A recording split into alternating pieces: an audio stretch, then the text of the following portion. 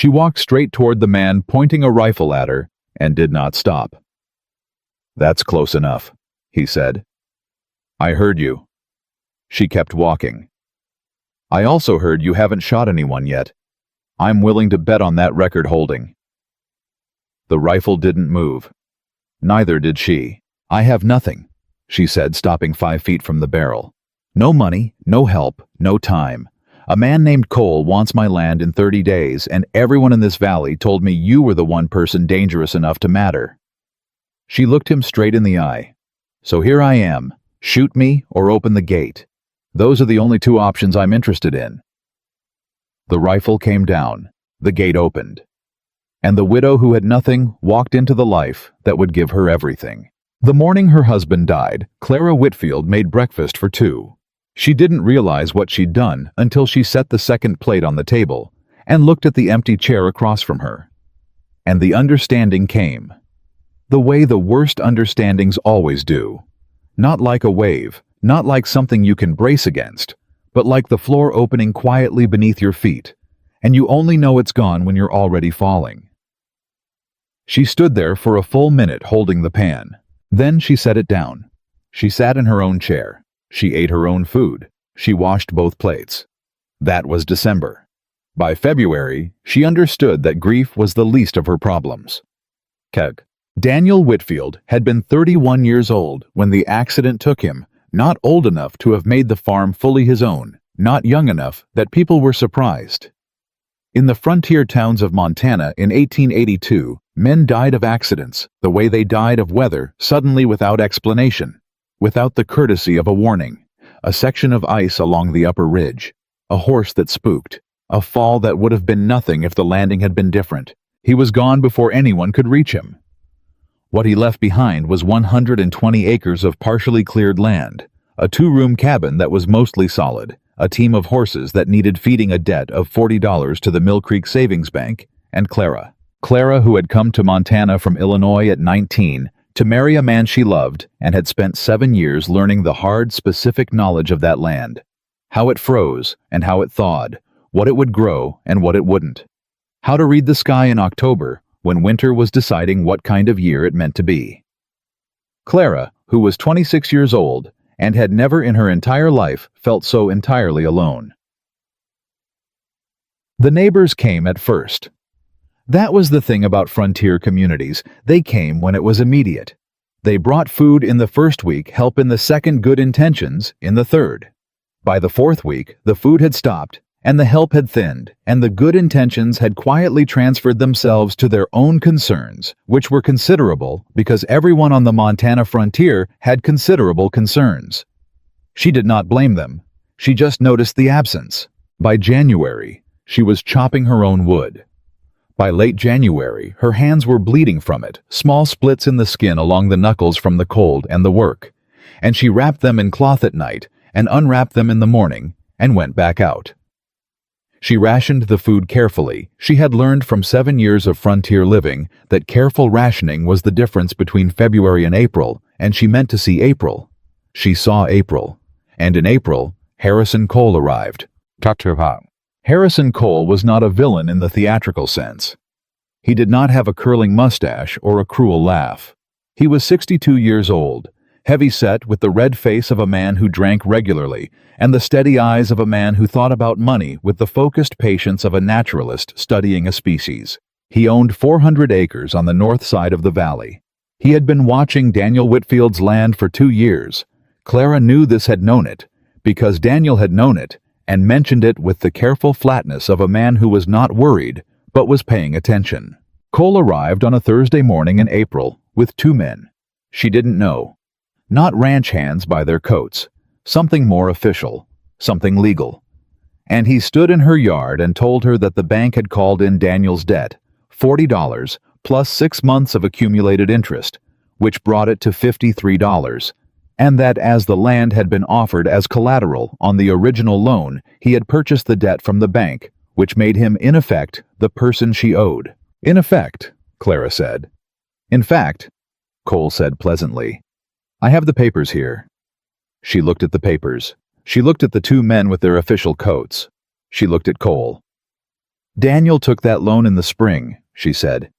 He made payments through October. He did, Cole agreed.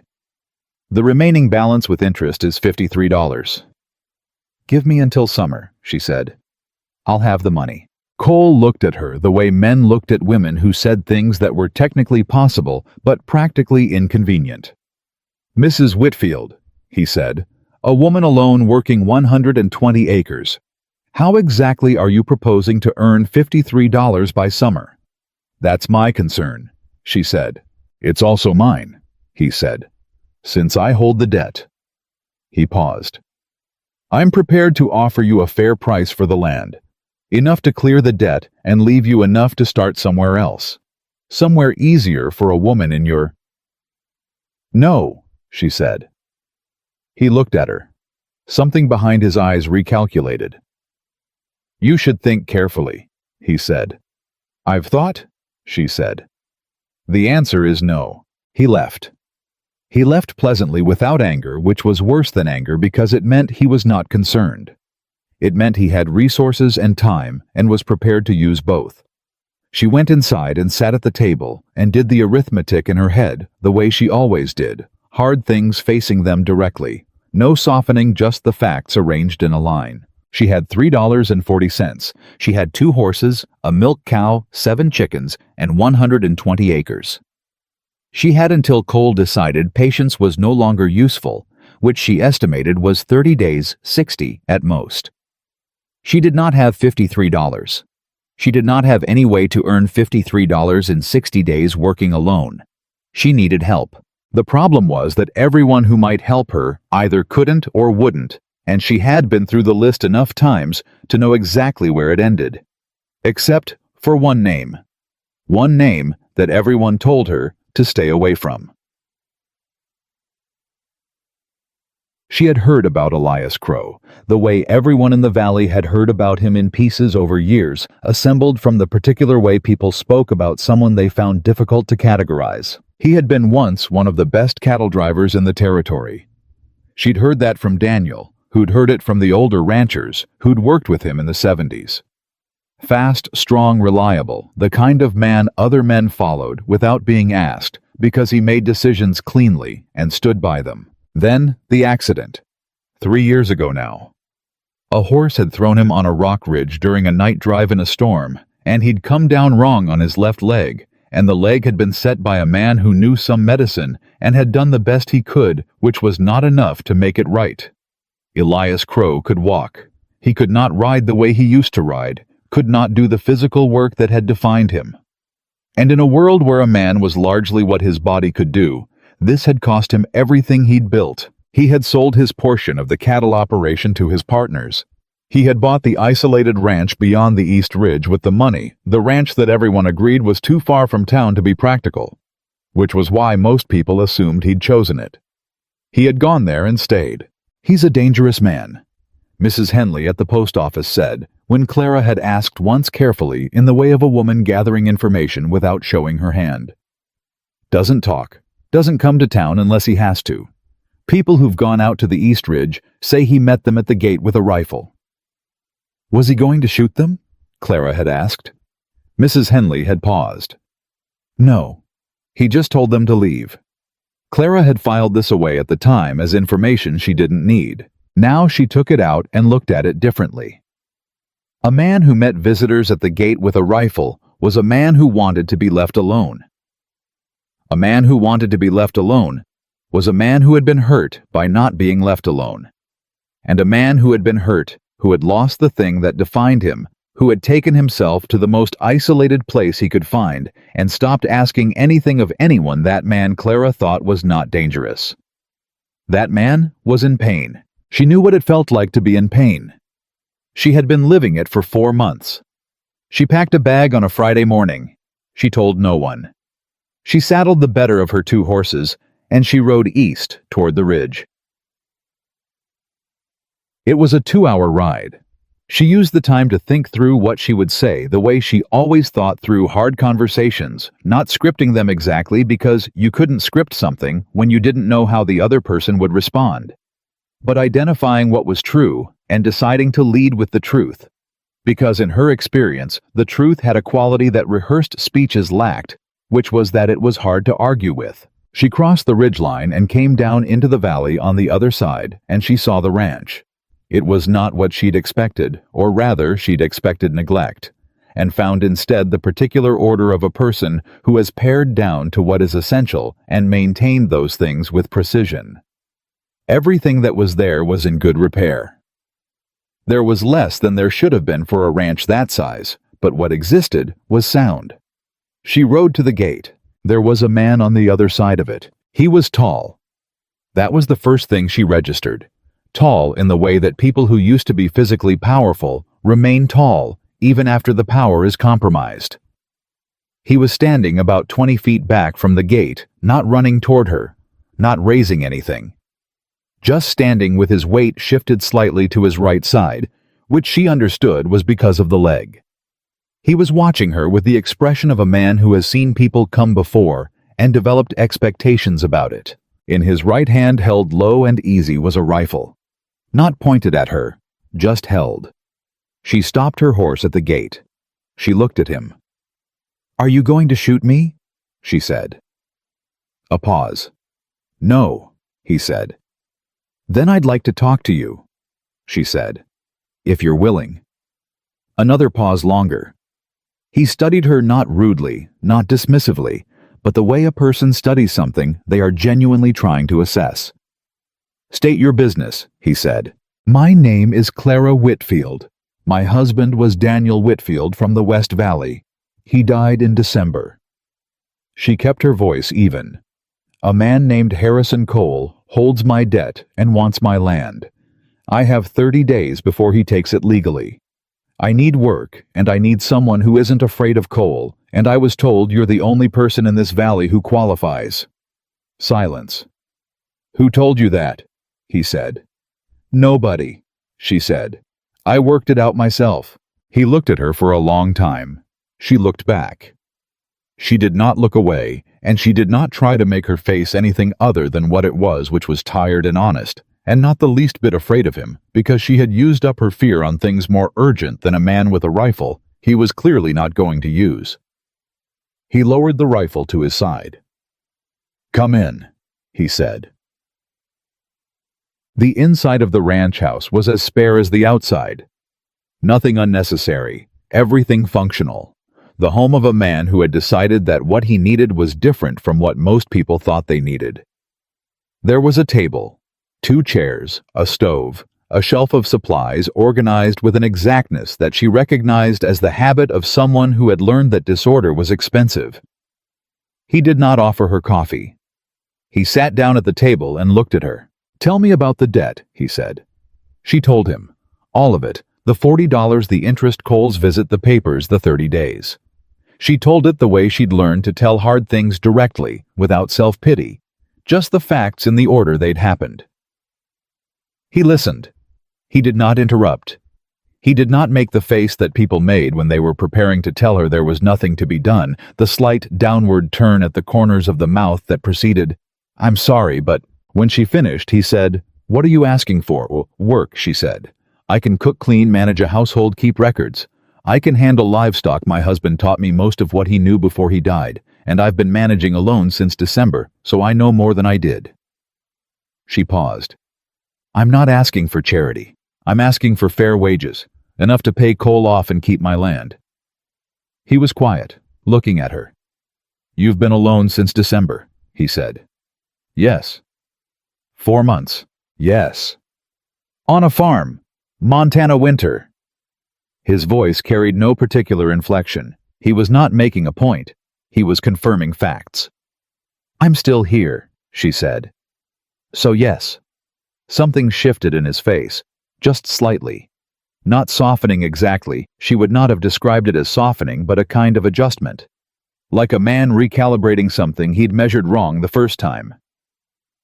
"My name is Elias Crow," he said.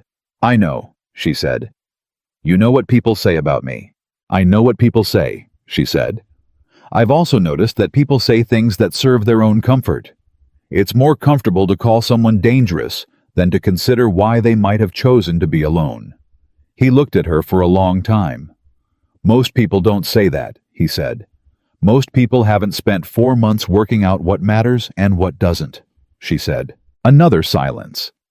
He had a way with silence, not uncomfortable, not aggressive, but full. The silence of a man who actually thought before he spoke, which she was finding considerably more reassuring than she'd expected. I need someone who can manage the household, he said. My leg limits what I can do inside. The cooking, the records, the supply management, it's been inconsistent. He paused.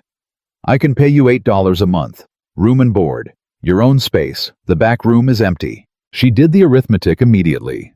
$8 a month. 7 months to $53 too long. Cole wouldn't wait 7 months. She said, I need 12.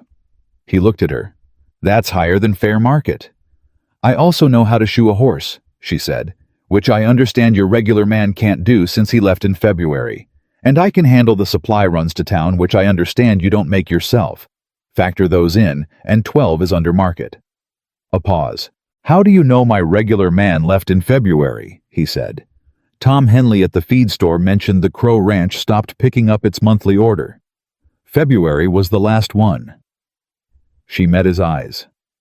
I listen to what people say, even when it's about someone they're not kind about. He was very still for a moment. Then he said, $12, first month in advance. She looked at him. Why in advance?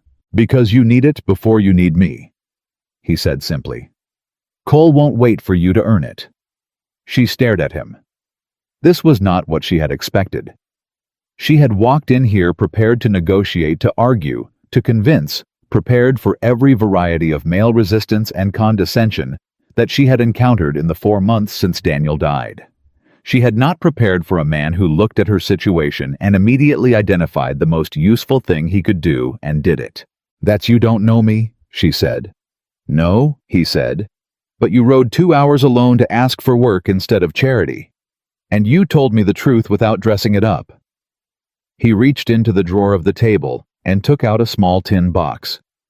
He counted out $12 in bills and coins and set it on the table between them. That's enough to know. She looked at the money.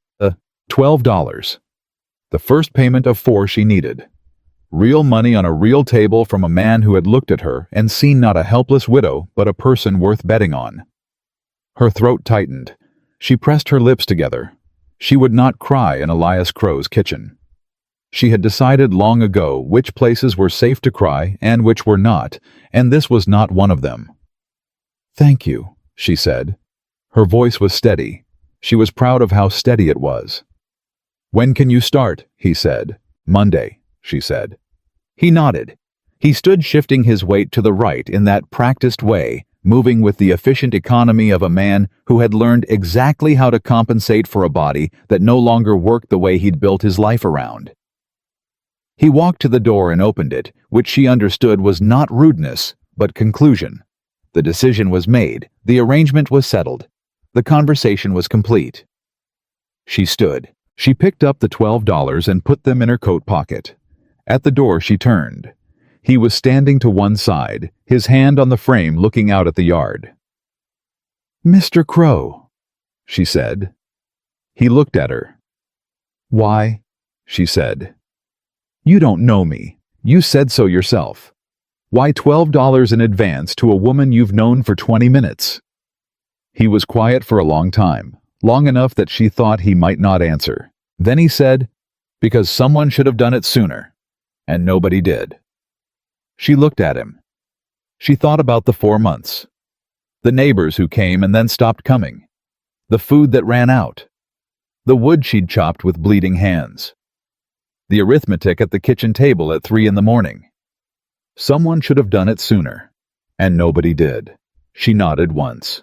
She went to her horse. She rode back over the ridge with $12 in her pocket, and the first thing that felt like solid ground under her feet since December, and she let herself feel it just for the 2 hours of the ride without questioning it or qualifying it, or reminding herself how much could still go wrong. 2 hours. She gave herself 2 hours of simply breathing. Then she crossed back into the West Valley and started making a list.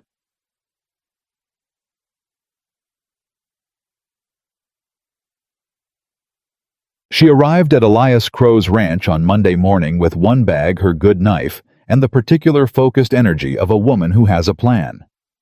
The first thing she noticed was the kitchen.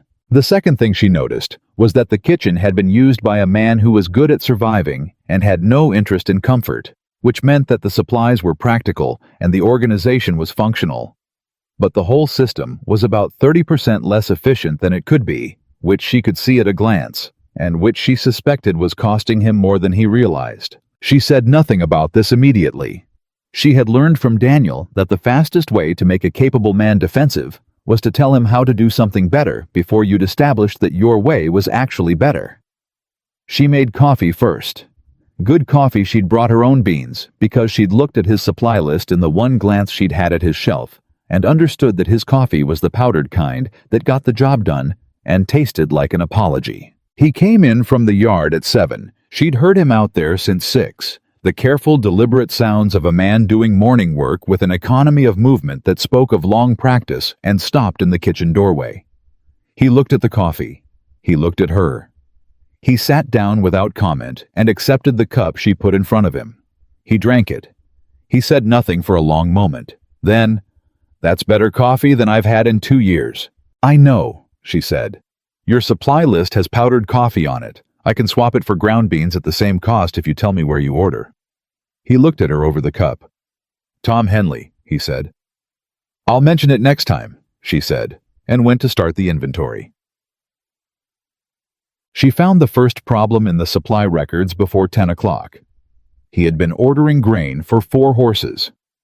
She counted 3 horses in the paddock, one of them clearly old enough that its grain needs were less than the others, which meant he was either losing grain somewhere or the order had never been adjusted after the 4th horse was sold or died, and either way, he was paying for more than he was using. She brought the record to him at mid-morning. He was in the equipment shed doing the maintenance work that a man with a limited leg did, while others did the work that required full mobility, and he looked up when she came in. "Your grain order," she said. "You're paying for 4 horses." He took the record. He looked at it. He looked at it for a moment longer than necessary, which told her he had not looked at it carefully in some time, which told her things about what the last year had cost him. "The gray died last autumn," he said. "Then you're over-ordering by about 15%, she said. "I'll correct it for the next order. That's about $2 a month back in your pocket." He handed the record back without comment. She went back to the inventory. At noon, when she brought lunch, real lunch, not the dried meat and hardtack that she had seen in the pattern of his supplies, he looked at the plate and then at her. "You didn't have to do that," he said. "You hired me to manage the household," she said. "Lunch is part of the household." "I've been managing without lunch for a year," he said. "I can tell," she said, and sat down across from him and ate her own. He looked at her. He ate his lunch. He did not say anything else, but something in the quality of his silence had changed, was less guarded, or perhaps differently guarded. She couldn't name it precisely yet. She filed it away and kept working. The first real test came on Thursday. She was in the supply shed, taking the corrected inventory, when she heard the horse in the paddock go loud. Not the ordinary noise of a horse that wants attention, but the specific high sound of an animal that is frightened of something real. She came out of the shed fast. The paddock gate was open. The latch, she could see from 20 feet away, had not been properly secured, and the youngest horse, a bay mare that Elias had told her nothing about, but that she had observed was the most skittish of the 3, was halfway through it and moving fast. She moved faster. She was not a natural horsewoman. She'd learned what she knew from Daniel, practical and functional, rather than intuitive. But she knew the basics, and the basic she needed right now was to get between the mare and open ground before the mare made a decision that would cost everybody. She got there. She put herself in the gap of the gate with her arms out and her weight forward, and she said in the low, steady voice that Daniel had taught her was the correct voice for a frightened animal. "Easy. Easy now. Nobody's going anywhere." The mare stopped. She was breathing hard, head up, whites of her eyes visible, all the signs of an animal that had been planning to bolt and had been interrupted before the plan was final. Clara kept talking. Low, steady, nothing words, the sound mattered more than the content. She moved one hand toward the mare's nose, slow and visible, no surprises. The mare snorted, stamped once, didn't bolt. Clara got a hand on the halter. She walked her back in. She secured the gate with the actual latch, this time the one that required 2 hands to close properly, which meant it hadn't been closed properly before, and that was the failure, and it wouldn't happen again. She turned around. Elias was standing 10 feet away. She had not heard him come. He had the quality she was learning of moving quietly for a man of his size, the careful placed step of someone who had learned to manage momentum precisely after a body that didn't always cooperate. He was looking at her with the expression she was beginning to recognize, the recalibrating look, the look of a man who has made an assessment and found it needs adjusting. "You're not afraid of horses," he said. "I'm afraid of plenty of things," she said. "Horses aren't one of them." "Most women who come out here," he stopped. "I'm not most women who come out here," she said. "I'm a woman who's been handling 2 horses alone since December and hasn't lost either of them yet." She looked at the gate. "The latch needs replacing. The current mechanism requires 2 hands to close properly, and that's not practical. I'll put it on the repair list." He was quiet. "The repair list," he said. "I started one yesterday," she said. "There are 7 things on it. The gate latch is now 8. Another long look. "Show me the list," he said. She showed him. He read it all 8 items, and she watched him read it, the slight movement of his eyes, the occasional pause at something that surprised him. He handed it back. 3 of those I didn't know about, he said. "The water trough seal and the bunkhouse window, yes," she said. "The 3rd one, the south fence post, you probably knew about that one." "I knew about the south fence post," he admitted. "Then 7 of 8, she said. "That's a better ratio than most." He looked at her again. And this time the look had something in it that was neither assessment nor recalibration. Something she didn't have a word for yet. Something that wasn't quite as guarded as everything that had come before. "Why did you really come here?" he said. Not accusatory, genuinely asking. "I told you," she said. "The debt, coal, the land." "Those are the reasons," he said. "I asked why you came here, to me. Everyone in the valley told you not to." She looked at him directly. "Because everyone in the valley told me not to," she said. "And in my experience, the places people tell you not to go are usually the places where the truth is." He said nothing, but something moved behind his eyes, something that looked, if she had to name it, like recognition. The expression of a person who has been carrying a version of the truth that nobody wanted to look at directly and has just been seen. She went back to the supply shed. She added the gate latch to the repair list, wrote priority immediate, and kept working. She thought exactly where she needed to be.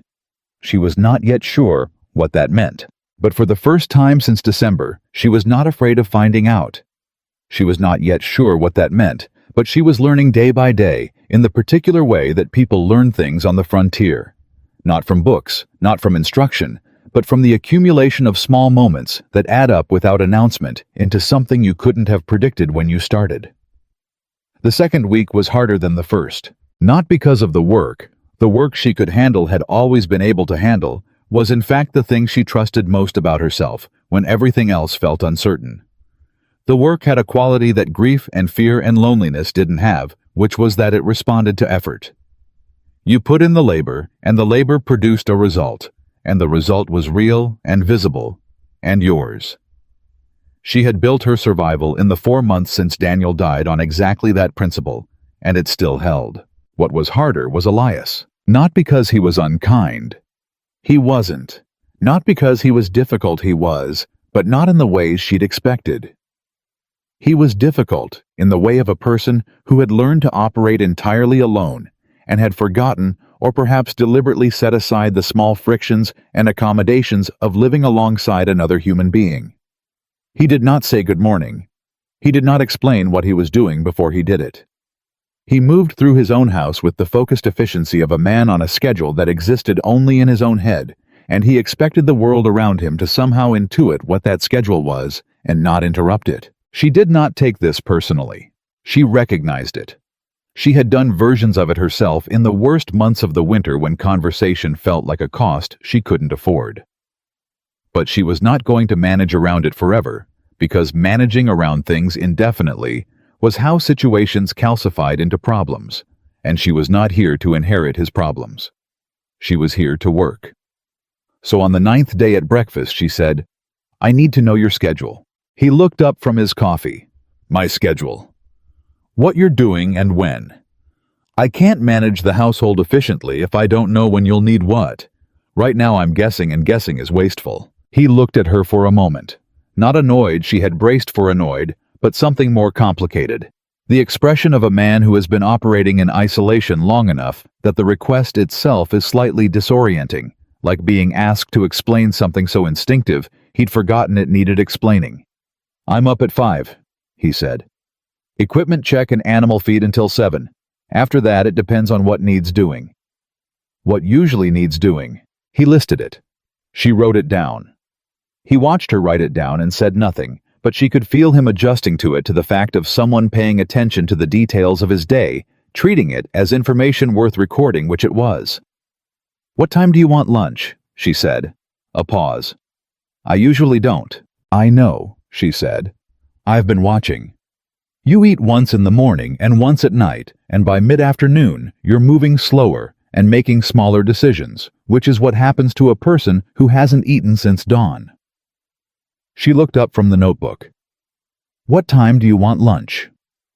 Another pause. Longer. "Noon," he said. "Good," she said, and wrote it down. He went back to his coffee. But at noon he came to the kitchen, without being called. He sat down at the table and ate what she put in front of him, and he ate it quickly and completely in the way of a man who is hungrier than he'd realized. And he said nothing, and she said nothing, and it was perhaps the most functional meal she had sat through since Daniel died. Progress, she thought, looked like many things. Sometimes it looked like a man showing up for lunch. The first time Elias's leg gave him real trouble in front of her, she was in the yard, and he was coming around the side of the barn. She heard it before she saw it, the sharp catch of breath, the particular sound of a person managing pain that has arrived faster than expected. She turned. He was standing against the barn wall with his left hand flat on the wood, and his weight entirely on his right leg, and his jaw set in the specific way of someone who is waiting for something to pass and refusing to acknowledge that it's happening. She walked over. She did not say, "Are you all right?" because he was clearly not all right, and the question would be an insult. She did not say, "Let me help you," because she had learned in 9 days that the word help applied to Elias Crow landed like an accusation. She stood beside him and said, "The south pasture gate still needs that latch replaced. I was going to do it this afternoon. If you tell me where the hardware is, I can get it done before the rain." He looked at her sideways. His jaw was still set, but something in it relaxed by a degree. "Equipment shed," he said. "Second shelf from the bottom. There's a box of gate hardware." "Got it," she said, and walked toward the equipment shed. She heard him push off the barn wall and start moving again. Slowly. Carefully. But moving. She found the hardware. She replaced the gate latch. She did it correctly on the first try because she'd watched Daniel do it enough times that her hands remembered the sequence even when her mind was occupied with other things. At dinner, Elias said without looking up from his plate, "You did the latch correctly." "I know," she said. "Most people don't get the tension right on the first try." "My husband showed me," she said, simply. Not an invitation to continue. Not a door closed either, just a fact offered cleanly. He was quiet for a moment. "What was he like?" he said. She considered the question. She had been asked it before, in the weeks after Daniel died, and she had answered it the way you answer questions when the wound is raw, briefly, carefully, with the specific economy of someone who cannot afford to open the whole thing. But that was 4 months ago. Patient, she said. He was the most patient man I've ever known. Not passive, he'd tell you straight when something was wrong. but he never wasted energy on anger he couldn't do anything with. She paused. He was also absolutely terrible at fixing gates. He had to redo every latch on the property at least twice before it held. Elias looked up.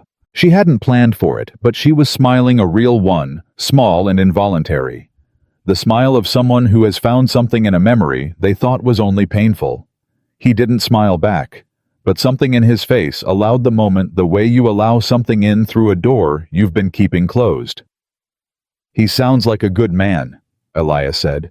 "He was," she said, "a very good man." They finished dinner in the silence that had become their ordinary silence, not uncomfortable, not warm exactly, but inhabited.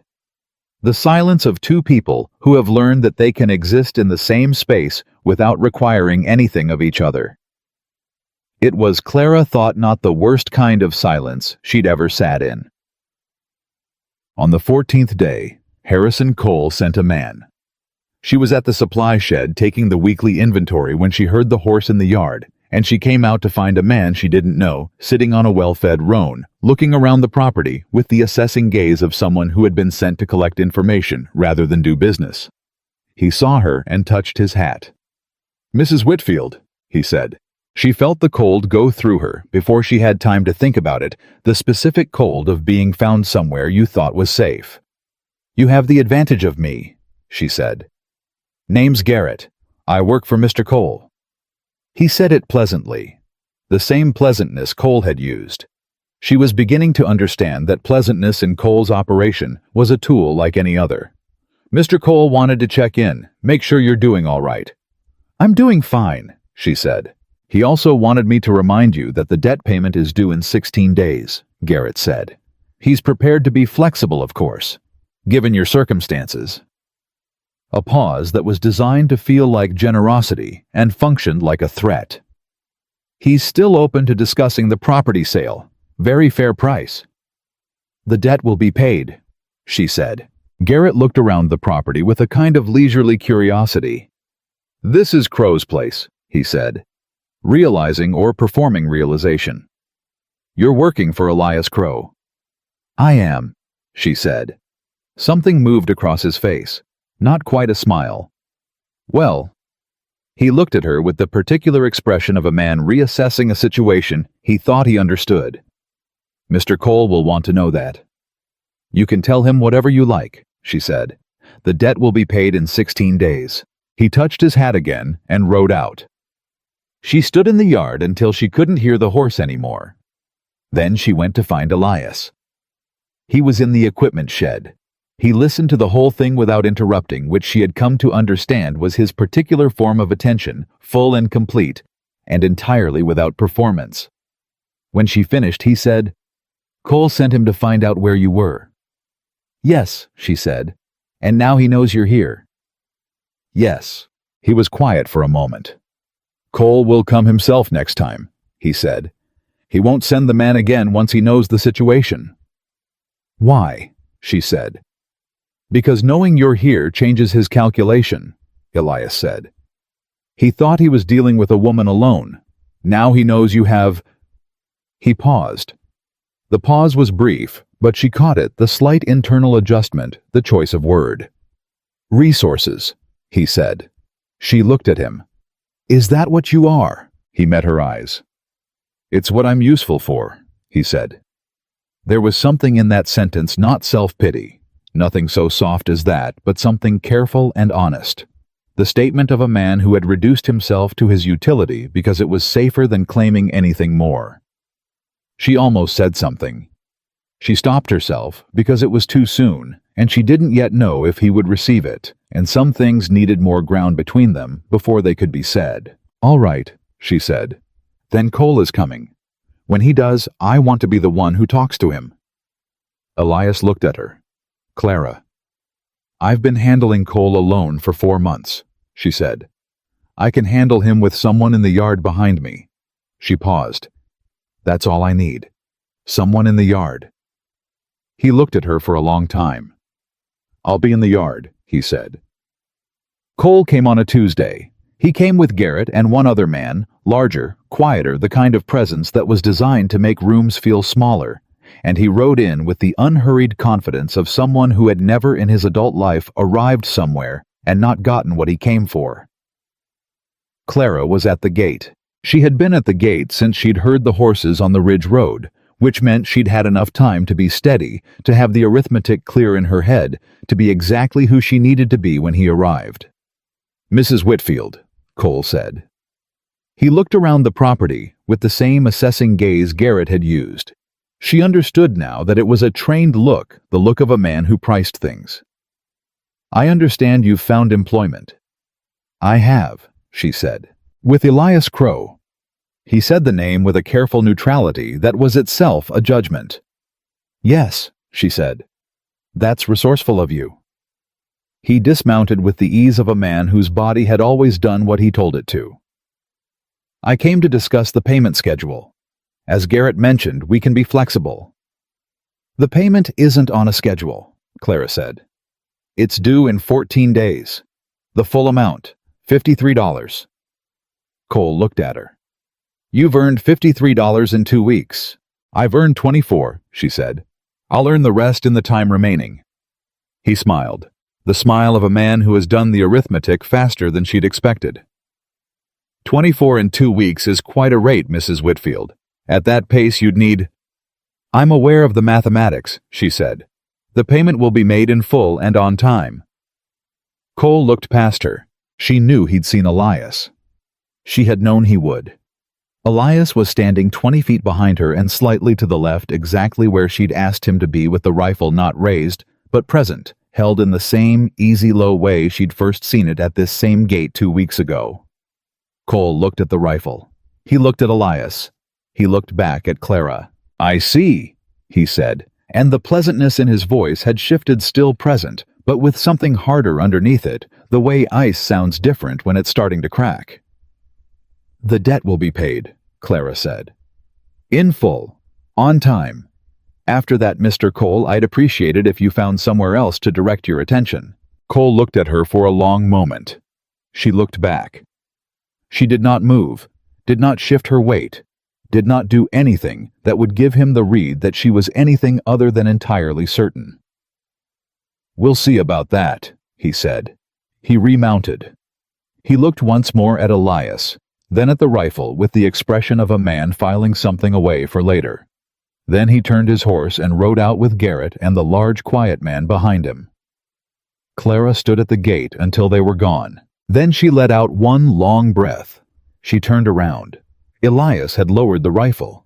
He was watching her. "You didn't flinch," he said. "I've been not flinching at Cole for 4 months, she said. "I've had practice." He was quiet for a moment. Then, "He's not finished." "I know," she said. "He'll come back with something legal. A claim, a technicality, something he can put on paper." He looked at her steadily. "The money alone won't stop him. Cole doesn't give up on land once he's decided he wants it." She looked at him. "Then we need to know what he's planning before he plans it." "How?" "Tom Henley at the feed store," she said. "Cole orders his supplies through Tom. Tom talks to me. Not everything, but enough." She paused. "And I need to look at the original loan papers, the ones Cole says give him the right to the land as collateral. I want to know exactly what they say." Elias looked at her with the recalibrating look. "You think there's something in the papers?" "I think Cole is a man who expects women not to read papers carefully," she said. "Which is the same as him expecting me not to look. And I have always believed in looking at the things people expect you not to." A pause. Then quietly, with something in his voice she hadn't heard from him before. "You are not what I expected." "I know," she said. "What did you expect?" "Someone who needed saving," he said. She looked at him directly. "I needed $12 and someone to stand in the yard," she said. "That's not the same thing." He looked at her for a long, still moment. "No," he said. "It isn't." The loan papers arrived from the Mill Creek Savings Bank on a Thursday, She had written to them directly, politely but firmly, requesting a copy of the original loan documentation as a party to the debt which she was entitled to, and which she suspected Cole had been counting on her not knowing. She read them that evening at the kitchen table while Elias worked on equipment maintenance across the room. She read them twice. Then she read them a third time slowly, the way she read things when she was looking for the specific thing that was wrong. She found it on the third reading. "Elias," she said. He looked up. "The land wasn't the only collateral," she said. "Daniel also offered the farming equipment as secondary collateral. The plow, the seed spreader, the water pump." She set the papers on the table. "Cole's claim is on the debt. The primary collateral is the equipment, not the land." Elias crossed the room and looked at the papers over her shoulder. He read the relevant section. He was quiet. The land was only listed as collateral if the equipment didn't cover the value of the debt, he said. "Yes," she said. "The equipment's current value." She had looked this up carefully in the supply catalogs she'd found in the shed. "The plow alone is worth $30. The pump is worth $20. The seed spreader is worth $12. She paused. "That's $62 in equipment against a $53 debt." Silence. "Cole knew this," Elias said. "Cole definitely knew this," she said. "He purchased the debt from the bank. He would have read the papers before he bought it." She looked up. "He came to me talking about the land because he was betting I hadn't read them, or wouldn't know what I was reading if I did." Elias straightened. He had a look on his face that was not quite anger, something colder than anger, more deliberate, the expression of a man who has identified a specific problem and is already moving toward a specific solution. "You need a lawyer," he said. "I need a lawyer," she agreed. "In Mill Creek. Someone who isn't connected to Cole." "I know someone," he said. "James Whitaker. He handled my ranch purchase 3 years ago. He's honest, which is why Cole doesn't use him." She looked at him. "Can you—" "I'll write to him tonight," he said. "He can be here by the weekend." She nodded. She looked back at the papers. "Elias," she said. "Yes." "Cole is going to know we found this," she said. "He'll know when Whitaker shows up. He's going to push before we're ready." She looked up. "Whatever he's planning to do legally, he's going to do it faster now." Elias looked at her. "Then we move faster." "Yes," she said. "We move faster." He went to find paper to write the letter. She stayed at the table with the loan documents and the supply catalogs and the arithmetic that was finally beginning to arrange itself into something that looked like a way through, and she felt the particular quality of a problem that has been heavy and opaque beginning to become specific and actionable, which was not relief exactly, but was the thing that came just before relief, the thing that said, "This is solvable. This can be solved." She wrote down every number she had. She wrote down every fact she knew. Then she started building the argument that was going to take Harrison Cole apart. James Whitaker arrived on Saturday with a leather case full of papers and the slightly rumpled look of a man who had ridden fast because he'd been told to. He was 50, sharp-eyed, with the kind of face that didn't waste expressions on things that didn't require them. He read the loan documents in 20 minutes. He asked Clara 6 questions. He asked Elias 2. Then he set down the papers and said, "Cole has no legal claim on the land. The equipment covers the debt value. He knows this." "We know he knows," Clara said. "Then he's been using intimidation rather than law," Whitaker said, "which means he's been betting on you not knowing your own position." He looked at her steadily. "Do you have the equipment still?" "At my farm," she said. "I haven't been there in 2 weeks, but it should be." She stopped. A cold thought moved through her. It should be. Whitaker looked at Elias. Elias looked at Clara. "We need to go to your farm," Elias said. "Now." Dead. They rode fast, all 3 of them. 2 hours to the Whitfield farm. Clara pushed the pace harder than she'd pushed a horse in years, and Elias kept up beside her without complaint, the leg that everyone said was broken, apparently not interested in being an obstacle when something real was at stake.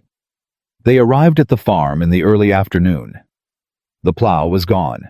Clara stood in the empty space where it had been the cleared patch of ground that had held a piece of equipment worth $30 equipment that represented the primary collateral on a $53 debt equipment that in its absence shifted the calculus of everything, and she felt the cold clarity of a plan that had moved faster than she'd expected. "He took it," she said. "Last night, maybe," Elias said, crouching near the ground reading the marks left by wheels and movement. With the practiced eye of a man who had tracked things before, his leg changed the terms of what he could do. "The ground's not fully dry from Thursday's rain. These tracks are recent." "He knew," she said. "He knew we'd found the papers. Or he anticipated it," Whitaker said behind them. His voice was steady, the voice of a man who has practiced remaining useful in moments of crisis. "Cole is not a foolish man. He may have been preparing for this contingency before you found the papers." Clara stood up straight. She looked at the empty ground. She thought about the 12 months Daniel had saved to buy that plow. She thought about Cole's pleasant face and his pleasant voice and his pleasant confidence. And she felt something harden in her that had been building for 4 months. Not anger exactly, though anger was part of it. Something more purposeful, something that said no. Not this. Not one more thing. She turned to Whitaker. "Can we prove he took it?" "We can prove it's missing," Whitaker said. "We'll need a witness who can place Cole's men near this property last night." He paused. "Or we need to find the equipment before it moves again." "Where would he put it?" she said. "His north property," Elias said. He had stood back upright on his right leg, reading something in the tracks that Clara and Whitaker weren't tracking. "He has a storage building on the north edge of his land, away from the road, away from town." He looked at her. "I know where it is." "You've been to Cole's property," she said. "Before my accident," he said. "His north land borders the East Ridge. I used to run cattle through that area." He paused. "I know that building." Whitaker looked at them. "If we can confirm the equipment is on Cole's property, that's theft of collateral during a debt dispute. That changes everything. That puts Cole on the wrong side of the law in a way that is very difficult to manage with pleasantness and pressure." Clara looked at Elias. Elias looked back at her. "Tonight," he said. "Tonight," she agreed. Whitaker opened his mouth, closed it. "Then, I'll need to know by morning, to file properly." "You'll know by morning," Clara said. She turned and walked back to her horse. She felt Elias fall into step behind her. Not behind her, exactly beside her, the deliberate and particular movement of a man choosing to be next to someone, rather than following them. And she thought, 2 weeks ago, I rode to his gate alone and afraid, and he gave me $12 and told me someone should have helped sooner. 2 weeks later, they were riding toward a man who had decided to take what he wanted because he thought they were too broken to stop him. He was about to learn what broken people were actually capable of. They reached the north building at midnight. The equipment was there. The plow, unmistakable, sitting inside an unlocked building on Harrison Cole's property, unlocked because Cole had not expected anyone to come looking, which was the particular arrogance of a man who had never been effectively opposed. Whitaker had come with them despite his suit and his leather case because he was, it turned out, a man who believed in seeing things himself. He looked at the plow. He looked at the brand mark on the frame, D.W. Daniel Whitfield's mark burned into the iron. He wrote it down. He wrote everything down. On the ride back of the dark Montana night, Clara rode beside Elias in a silence that was different from any of their previous silences, charged alive, the silence of two people who have just done something together that mattered and are still feeling the edges of it. "You didn't have to come tonight," she said. "This isn't your fight." He was quiet for a moment. "You needed someone to show Whitaker where the building was," he said. "That's practical," she said. "Yes," he said. She looked at him. In the dark, she could see the line of his jaw, the set of his shoulders, the particular way he held himself on the horse, careful and competent, entirely present, the man underneath the limp that everyone had decided to see instead of him. "Elias," she said. Clara. She almost said it. She almost said the thing she'd been carrying since the day he put $12 on the table and told her someone should have helped sooner. Since the day at the barn, when she walked away from his pain without drawing attention to it. Since every meal and every repair and every silence they'd sat through together. She almost said it. "Thank you," she said instead. Because it was true, and it was enough for now. He looked at her, just briefly, just long enough. "Don't thank me," he said. "We're not done yet." "No," she agreed. "We're not." They rode the rest of the way in the dark side by side, close enough that she could hear him breathe, and she thought about the word yet, and what it meant when a man like Elias Crow used it, and she held it carefully, the way you hold something that might be important, but that you are not yet ready to examine in full light. Yet. The morning was coming. Whitaker had papers to file. Cole had a reckoning to face.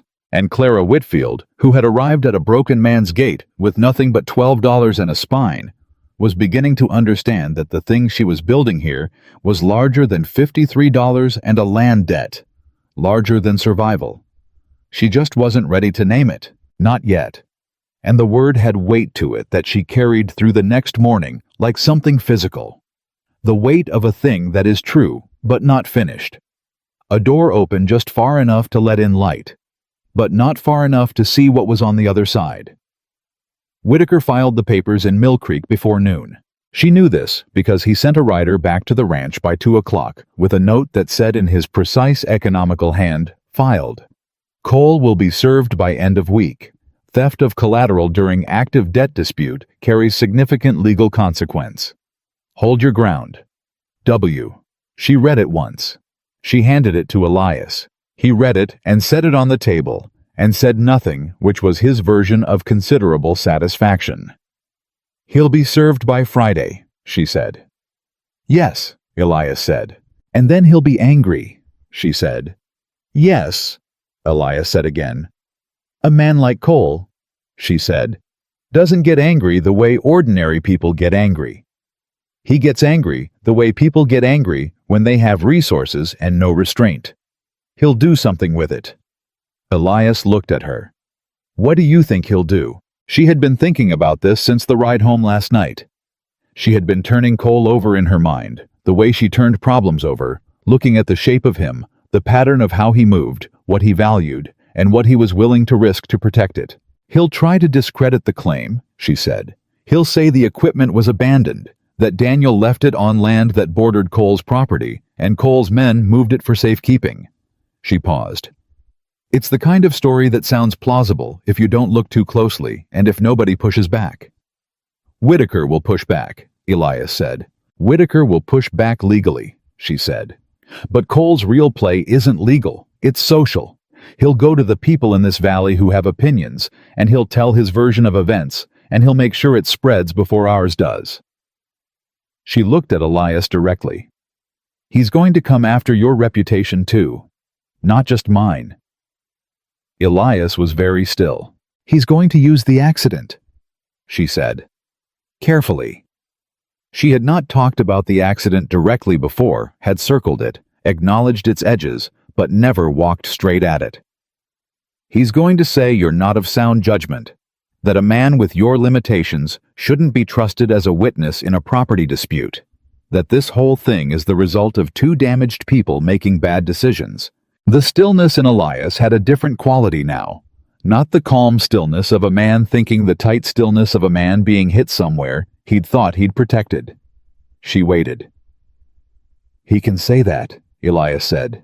His voice was even. Too even. "He can," she said. "And some people will believe it, because some people already believe it without him saying a word." She paused. "I want you to know before it happens that I know it's coming, and that I know it's a lie, and that whoever believes it is wrong." He looked at her. "You don't have to say that," he said. "I know I don't have to," she said. "I said it because it's true, and because someone should say true things to you more often than they do." The room was very quiet. He looked away first. He looked at the table. He pressed one hand flat on the surface the way she'd seen him do when something needed anchoring. Cole is going to come to the ranch, he said. Yes, she said, before the legal process finishes. Yes. Then we need to be ready. He straightened. The moment whatever it had been was filed away, she could see him file it the same way she filed things for later. I need to talk to 2 men in town. Ranchers who've known me since before the accident. Their word carries weight with the Valley families. Good, she said. I'll talk to Tom Henley. He knows what Cole's been doing with this debt. He won't say it publicly unless someone asks him directly, but if I ask him directly, he'll tell the truth, Elias said. Tom Henley has always told the truth, she said. That's why Cole doesn't use him. Elias almost smiled. It wasn't quite there. It stopped just before, like a man who has gotten out of the habit, but the territory around his mouth moved in a way that was the nearest thing to it she'd seen. All right, he said. We go to town tomorrow. Together, she said. A pause. Together, he said. They went to town together, which was the first time Elias Crow had gone to Mill Creek in 7 months. She understood this when Tom Henley looked up from behind his counter and actually stopped moving just for a moment, a brief, arrested stillness before recovering himself and saying, Elias, good to see you. Tom, Elias said.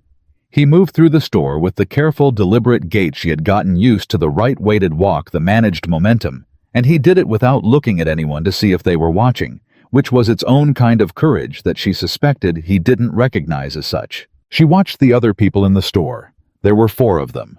2 she didn't know. One was a woman named Mabel Greer, who had been at church the Sunday after Daniel died, and brought a casserole, and said, I'll be back next week, and wasn't. The 4th was a young man loading supplies who kept looking at Elias with the open curiosity of someone who had heard the stories and was now performing the arithmetic between them and the reality. She looked at him steadily until he went back to his supplies. Tom listened to what she said about the loan papers and the equipment and Whitaker's filing with the expression of a man who is not surprised but is relieved that someone else has finally said it. I knew that debt was wrong, he said quietly. I knew it when Cole came in here talking about the Whitfield property in February, like it was already his. A man doesn't talk about land like that when the debt isn't settled. Would you say that? She said. If Whitaker asked you in writing if necessary. Tom looked at her, then at Elias, then back at her. Daniel Whitfield was a good man, he said. And what Cole is doing to his widow is yes. I'll say it. That was the first. The second was harder. The 2 ranchers Elias wanted to talk to were brothers Martin and Cal Reeves, who ran cattle on the south end of the valley and had worked alongside Elias in the years before the accident. She let Elias go to them alone because she understood instinctively that this was a conversation that needed to happen without her there, the particular kind of conversation between men who had known each other in a specific time and had been separated by circumstance and were now standing in the gap of what that separation had cost. She waited outside. It was 20 minutes. When he came out, she looked at his face and understood immediately that it had not been easy. There was a quality to him, a specific heldness, like someone who has been through something and is still deciding how to carry it. Well, she said. Martin will speak, he said. Cal wants time to think. Cal was the closer one, she said. Not a question. He looked at her. How did you know that? Because Martin answered fast and you look like the fast answer was easier to take, she said. The slow one hurt more. He said nothing for a moment. Then, Cal and I used to ride together every spring drive for 6 years. He paused. He came to see me once after the accident. I wasn't. Another pause. I wasn't good company. He stopped coming. That's not your fault, she said. It's not his either, he said. She looked at him. No, she said. It's not. She paused. Give Cal time. Some people need to see a thing before they know they believe it. He looked at her for a long moment. You're very calm about other people's failing, he said. I've been failed by enough people, she said, that I've had to decide whether to be angry about it or practical about it. Anger doesn't produce much. Practical does. He looked at her and said, Clara, just her name. The way he said it had been shifting over 3 weeks. She could track it, the way she tracked things, the precise change in it, from the first day when it was a name to a near stranger, to now when it was something else. Something that had more in it than a name. What? She said. Nothing, he said. Let's go back. Cole's response came Thursday, and it did not come legally. It came in the form of 3 men, not Garrett this time. Not the large, quiet one. New men, harder looking, the kind that Cole apparently kept for situations that pleasantness had failed to resolve. They came to the ranch in the early morning, while the light was still coming up, and they came without announcing themselves, which was how she knew this was not a visit. She heard the horses from the kitchen, and she was at the door in 15 seconds. 3 men in the yard. She came out onto the porch. Mrs. Whitfield, the nearest one said. He had a flat voice, the voice of a man doing a job he was not personally interested in. Mr. Cole wants his equipment returned. Mr. Cole's equipment is on Mr. Cole's property, she said. The equipment on this ranch is Whitfield equipment, which is the subject of an active legal filing. I'd suggest you check with Mr. Cole's lawyer before... Mr. Cole doesn't want to wait for lawyers, the man said. I understand that, she said. But I'm not moving farm equipment that is legally protected collateral because 3 men showed up at my door in the morning. The man looked at her. He looked at the ranch behind her, the equipment shed, the paddock, the main house. He was doing a visual inventory. She understood of what could be taken and how fast. You're alone here, he said. Am I? She said. She said it without looking behind her, without any indication of what she meant by it, because the sentence itself was the thing. The question that made a man hesitate before he acted, because hesitation was what she needed, just enough of it, just long enough. The shot came from the equipment shed. Not at anyone. Not toward anyone into the ground 20 feet to the left of the nearest horse, which was deliberate and precise. The shot of a man who knew exactly where he was putting it. The horse spooked sideways. The 3 men pulled hard on their reins. And in the resulting noise and movement, Elias came out of the equipment shed with the rifle and walked to the edge of the porch slowly, with the particular deliberate pace of a man who is not hurrying, because hurrying would suggest he needed to, and stood there. You're on private property, he said. The flat, even voice. The voice that left no room for interpretation. Without an invitation. Carrying no legal documentation. He looked at each of them in turn. Leave. The man with the flat voice looked at Elias. He looked at the rifle. He looked at the leg. She saw his eyes go to the leg, the way people's eyes always went, assessing, calculating. And then he looked back at Elias's face and apparently found something there that recalculated his assessment. This isn't finished, he said. No, Elias said. It isn't. But today it's finished. They left. Clara stood on the porch until the sound of them faded. Then she sat down on the porch step, the physical letting go of something she'd been holding tight in her chest for the last 5 minutes, and she breathed.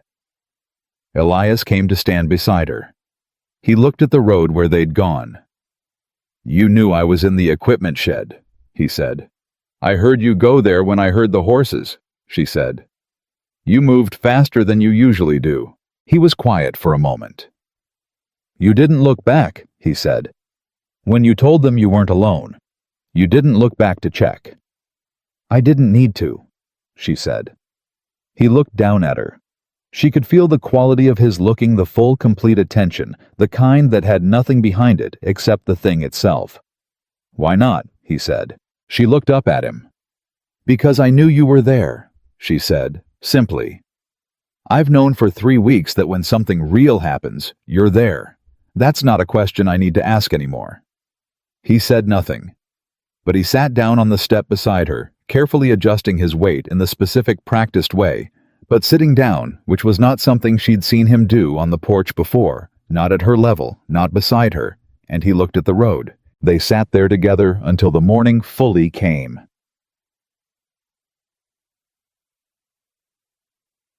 The legal hearing was set for 2 weeks out. In those 2 weeks, Cole escalated not dramatically. Not with more men in the yard, but in the way she had predicted and feared, which was socially. The story began to circulate. She heard versions of it from Tom Henley, who heard it at the feed store.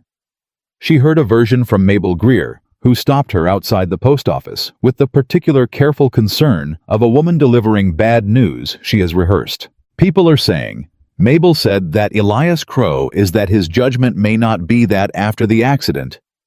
What people? Clara said. Mabel blinked. Well, several. Name one, Clara said. A pause.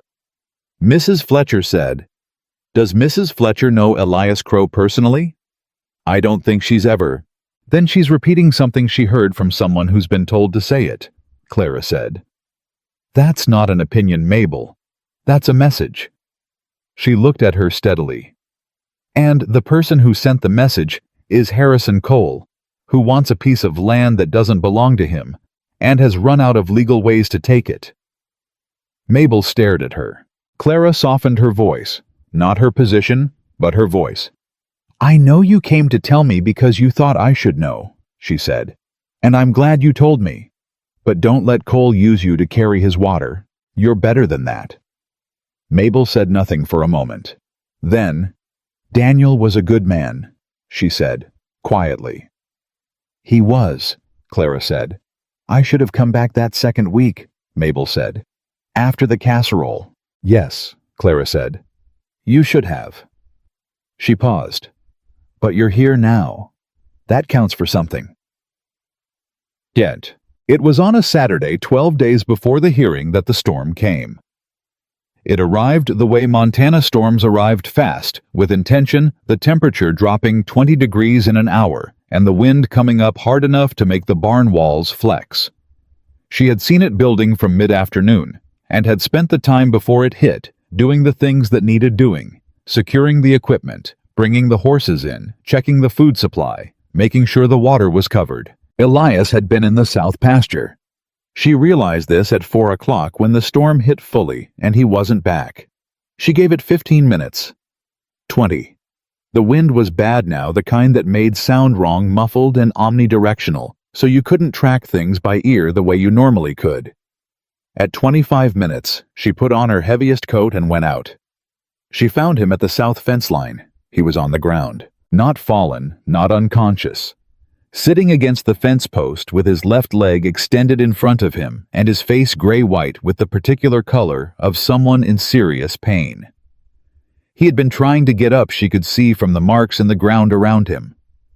He had been trying, and the leg had refused, and the storm had come up while he was still figuring out what to do about it. She crossed to him fast. How bad? She said, crouching beside him. The brace, he said. His voice was tight, controlled, but tight. The brace buckle broke. I went down wrong, and I can't put weight on it. She looked at the brace. The buckle had sheared clean metal fatigue. She thought the kind that builds without showing until it gives all at once. Without the brace, the leg had nothing to compensate for the original damage, and he'd gone down, and the muscle had seized around it. I need to get you up, she said. Clara, it's too far to... I know how far it is, she said. I need to get you up. Give me your arm. He looked at her. She could see what it cost him, not the physical part. The other part, the part that had been managing this leg and managing other people's knowledge of this leg for 3 years, that had built its entire operational strategy around not being seen like this, not needing this. Elias, she said. Her voice was steady. Even. No pity in it.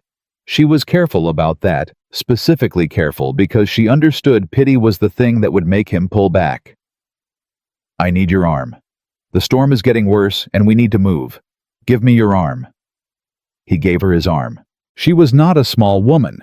She was frontier-built, 4 months of winter survival, and 3 weeks of ranch work layered onto a frame that had always been capable, and she put his arm over her shoulders and got under his weight and got him up. It was not graceful. He was considerably larger than her, and the leg meant the balance was wrong, and the ground was uneven, and the wind was working against them. She did not say anything about any of this. She just moved. 1 step. 2. The fence line to the paddock gate. The paddock gate to the yard to the porch steps. He was breathing hard. From pain, she thought, not from exertion, but from the sustained cost of managing something that hurt very much and moving anyway. She got him inside. She got him to the chair at the kitchen table, the one nearest the stove, and he sat down, and she crouched in front of him and looked at the leg properly. The original damage was old and set. The muscle seizure was new. She had seen this before. Daniel had had a horse fall on him once, a lesser version of this, and she had learned then that heat and compression and stillness were the immediate requirements. She went to work. He said nothing while she worked. She said nothing either. The storm was loud against the walls, and the stove was going, and the kitchen was as warm as she could make it, and she worked with the same deliberate care she brought to everything. Assessing, deciding, doing. When she had the leg wrapped and elevated, and the heat on it, she sat back. He was looking at her. "How did you know to do that?" he said. "My husband had a horse fall on him," she said. "Different injury, same principle. Heat for the muscle compression for the swelling elevation to keep it from getting worse." She paused. "Does it feel any better?" "Some," he said, which from Elias she had learned meant considerably. She nodded. She stood. "I need to check the horses," she said. "The storm is going to last through the night. I'll be back. Clara." His voice stopped her. She turned. He was looking at her with an expression she had not seen on him before. Not the recalibrating look, not the careful assessment, not the almost not smile. Something older than all of those. Something that had been held back a long time. "You didn't have to come out there," he said. "Yes, I did," she said. "I would have managed. You would have sat against that fence post in a Montana storm until you figured out how to get yourself up," she said. "And you might have managed it, or the storm might have decided differently." She looked at him. "I'm not interested in finding out which." A silence. "Why?" he said. The same question she'd asked him 5 weeks ago at this same table. "Why $12 in advance to a woman you've known for 20 minutes?" She remembered his answer. Someone should have done it sooner, and nobody did. She looked at him now. "Same reason you gave me $12, she said. He looked at her for a long time. "Clara," he said, different now. The name carrying everything that had been building for 5 weeks, all the mornings, and dinners, and silences, and repair lists, and Cole's men and midnight rides, everything compressed into 2 syllables. "Not tonight," she said gently. "Tonight you need to sleep," and breathed when something had moved through her that she needed to settle. He had needed her, not the practical her, not the supply records, and the coffee and the gate latch. He had needed the essential her, the part that knew how to move towards someone in pain without making the pain the thing they both had to stand around. She had done it. She had done it the way she did everything, without ceremony, without hesitation, because it needed doing, and she was there. But it was different this time. She knew it was different. It had been different for a while now, and she had been calling it by other names because other names were safer. She checked the horses. She secured everything that needed securing. She came back inside. He was asleep in the chair. She put a blanket over him. She looked at his face in the firelight, the lines of it, the specific architecture of a man who had been through something and come out the other side carrying it, rather than being finished by it. The gray in his hair that put him at something near 40. The hands that were rough in the same way her hands were rough from the same kind of work. She had not looked at him like this before. Or she had looked and not let herself keep looking. She let herself look now. Then she went to bed. He was better in the morning. Not fully, the leg would need more than a night, but better. He was upright when she came to the kitchen, standing at the stove in a careful, weight-managed way, and he had made the coffee, which was the powdered kind, because she'd been out to get the ground beans yet this week. "Sit down," she said. "I can stand," he said. "I know you can stand," she said. "Sit down anyway." He sat down. She made breakfast. She did not comment on the leg, or how he was moving, or what the night had cost him. She made eggs and the last of the cornbread, and she put it on the table, and they ate.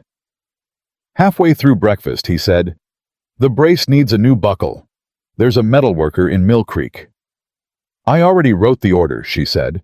"It'll go out with the supply run Thursday." He stopped. "You wrote the order. Last night before I went to sleep. I found the brace specifications in the equipment records." She looked at him over her coffee. "You keep good records for the things you care about." He was quiet for a moment. "You went through my equipment records." "I manage your household," she said. "That includes your equipment." He opened his mouth, closed it, and then, because she had been watching him long enough to read the architecture of his expressions. "Thank you," he said. "Not the version of thank you that is polite, the version that is real." "Don't thank me," she said. "We're not done yet." He looked at her. She looked at him. And the thing that had been building between them for 5 weeks, the thing she had been calling practical, calling professional, calling anything except what it was, sat in the kitchen between them in the morning light, present and specific, and not interested in being called anything except what it was. She looked back at her eggs. He looked back at his. But something had changed in the room. Something that was not going to unchange. They both knew it, and for now, that was enough. 2 days later, the twist came, and it came from a direction neither of them had prepared for. Cal Reeves rode in on a Tuesday morning. He came alone, no announcement, tying his horse at the gate the way a man ties a horse when he plans to be brief. He was younger than Martin Lean, with the particular look of someone who has been arguing with himself for days and has just reached a conclusion. Clara was at the porch. She saw him come, and she went inside and told Elias, and Elias came to the door, and they looked at each other, and she said, "I'll be in the supply shed." And she went. She was in the supply shed for 35 minutes. When she came out, Cal Reeves was gone, and Elias was on the porch. She could see from 20 feet that something had happened. Not just the conversation, something in the conversation, something that had moved through him and left a mark. She walked to the porch. "Well," she said. "He'll speak," Elias said. "At the hearing." "And?" she said. Because there was clearly an and. Elias looked at her. "He told me why he stopped coming," he said. "After the accident. He said he came that one time and I was..." He stopped. "He said I was so angry at everything that he couldn't find the man he knew inside it. And he didn't know how to help someone who was angrier at help than at the injury." She said nothing. "He said he should have tried harder," Elias said. "He said that." He paused. "I told him I should have let him." She looked at him. She thought about 5 weeks of supply records and lunches and gate latches and storms and the $12 on the table and everything that had been said and everything that hadn't. She thought about the particular cost of being someone who has been hurt so thoroughly that help begins to feel like an insult, and the longer, harder cost of learning to let it in again. "That's a hard thing to say," she said. "Yes," he said. "But you said it." "Yes." She nodded. "Good," she said. He looked at her, and then finally, without the stopping, just before he smiled. A real one. Full and unguarded, and entirely unexpected. The smile of a man who has been waiting for something he didn't know he was waiting for, and has just found it. And Clara Whitfield stood on the porch of Elias Crow's ranch in the Montana morning and felt it go through her like the first real warmth after a very long winter. She smiled back. Neither of them said anything. Neither of them needed to. The hearing was in 12 days. Cole was still out there. The fight was not over. But in this moment on this porch, with the morning around them and the smile between them and 12 days still ahead, something had been decided. Not spoken, not formalized, decided. And in Clara Whitfield's experience, the decisions that mattered most were always the quiet ones. And in Clara Whitfield's experience, the decisions that mattered most were always the quiet ones. The kind that didn't announce themselves, that didn't arrive with ceremony or declaration, but settled into place the way good timber settles into a frame without noise, without drama, simply becoming part of the structure that everything else would stand on. The 12 days before the hearing moved fast, not because things were easy. Nothing was easy, but because there was a quality to the work now that had not been there before. A direction. A shared direction, which was different from two people working in the same place toward separate ends. She felt it in the mornings when they went over the day's plan at the kitchen table. She felt it in the evenings when they reviewed what Whitaker had sent and what it meant. She felt it most clearly in the moments between the passing of a coffee cup, the exchanged look over a supply record, the way he said her name when he needed her attention, which was still just 2 syllables, but carried everything that had accumulated between them like sediment in a river, invisible but changing the course. She did not say anything about the smile. She did not need to. Some things, once they had happened, simply existed, and the existing was enough. What she needed to focus on was Cole. Whitaker came to the ranch 4 days before the hearing with a leather case that was considerably fuller than the last time, which she took as either very good or very bad, and turned out to be both. He sat at the kitchen table, and he told them what he'd found in the precise, ordered way. He presented everything cleanly, without embellishment, starting with the facts and letting the facts do the work. Cole's legal argument, Whitaker said, rests on 3 claims. First, that the equipment was abandoned on land adjacent to his property, and his men acted in good faith by securing it. Second, that the original loan documentation is ambiguous on the question of primary versus secondary collateral. Third, he paused. Third, that you are not a competent party to contest the debt. Clara looked at him. On what grounds? He is arguing, Whitaker said carefully, that as a widow without legal standing in the territory under current property law, your capacity to contest your late husband's debt is limited. He paused again. He has also filed a supplementary claim suggesting that Elias, as he used the word associate, may be operating under diminished judgment due to his injury. The kitchen was very quiet. Elias's hand on the table did not move. His face did not change. But she knew him well enough now to know that the stillness was not calm. It was the stillness of a man absorbing a blow and deciding how to respond to it before he responded. He filed this supplementary claim, Clara said. On what evidence? The testimony of 2 men who claim to have witnessed Elias make poor decisions regarding his cattle operation in the months following his accident. Whitaker said, I believe both men are connected to Cole's operation, though I cannot yet prove it. I can, Elias said. Both of them looked at him. Roy Parcher and Delman Hicks, he said. Cole's men.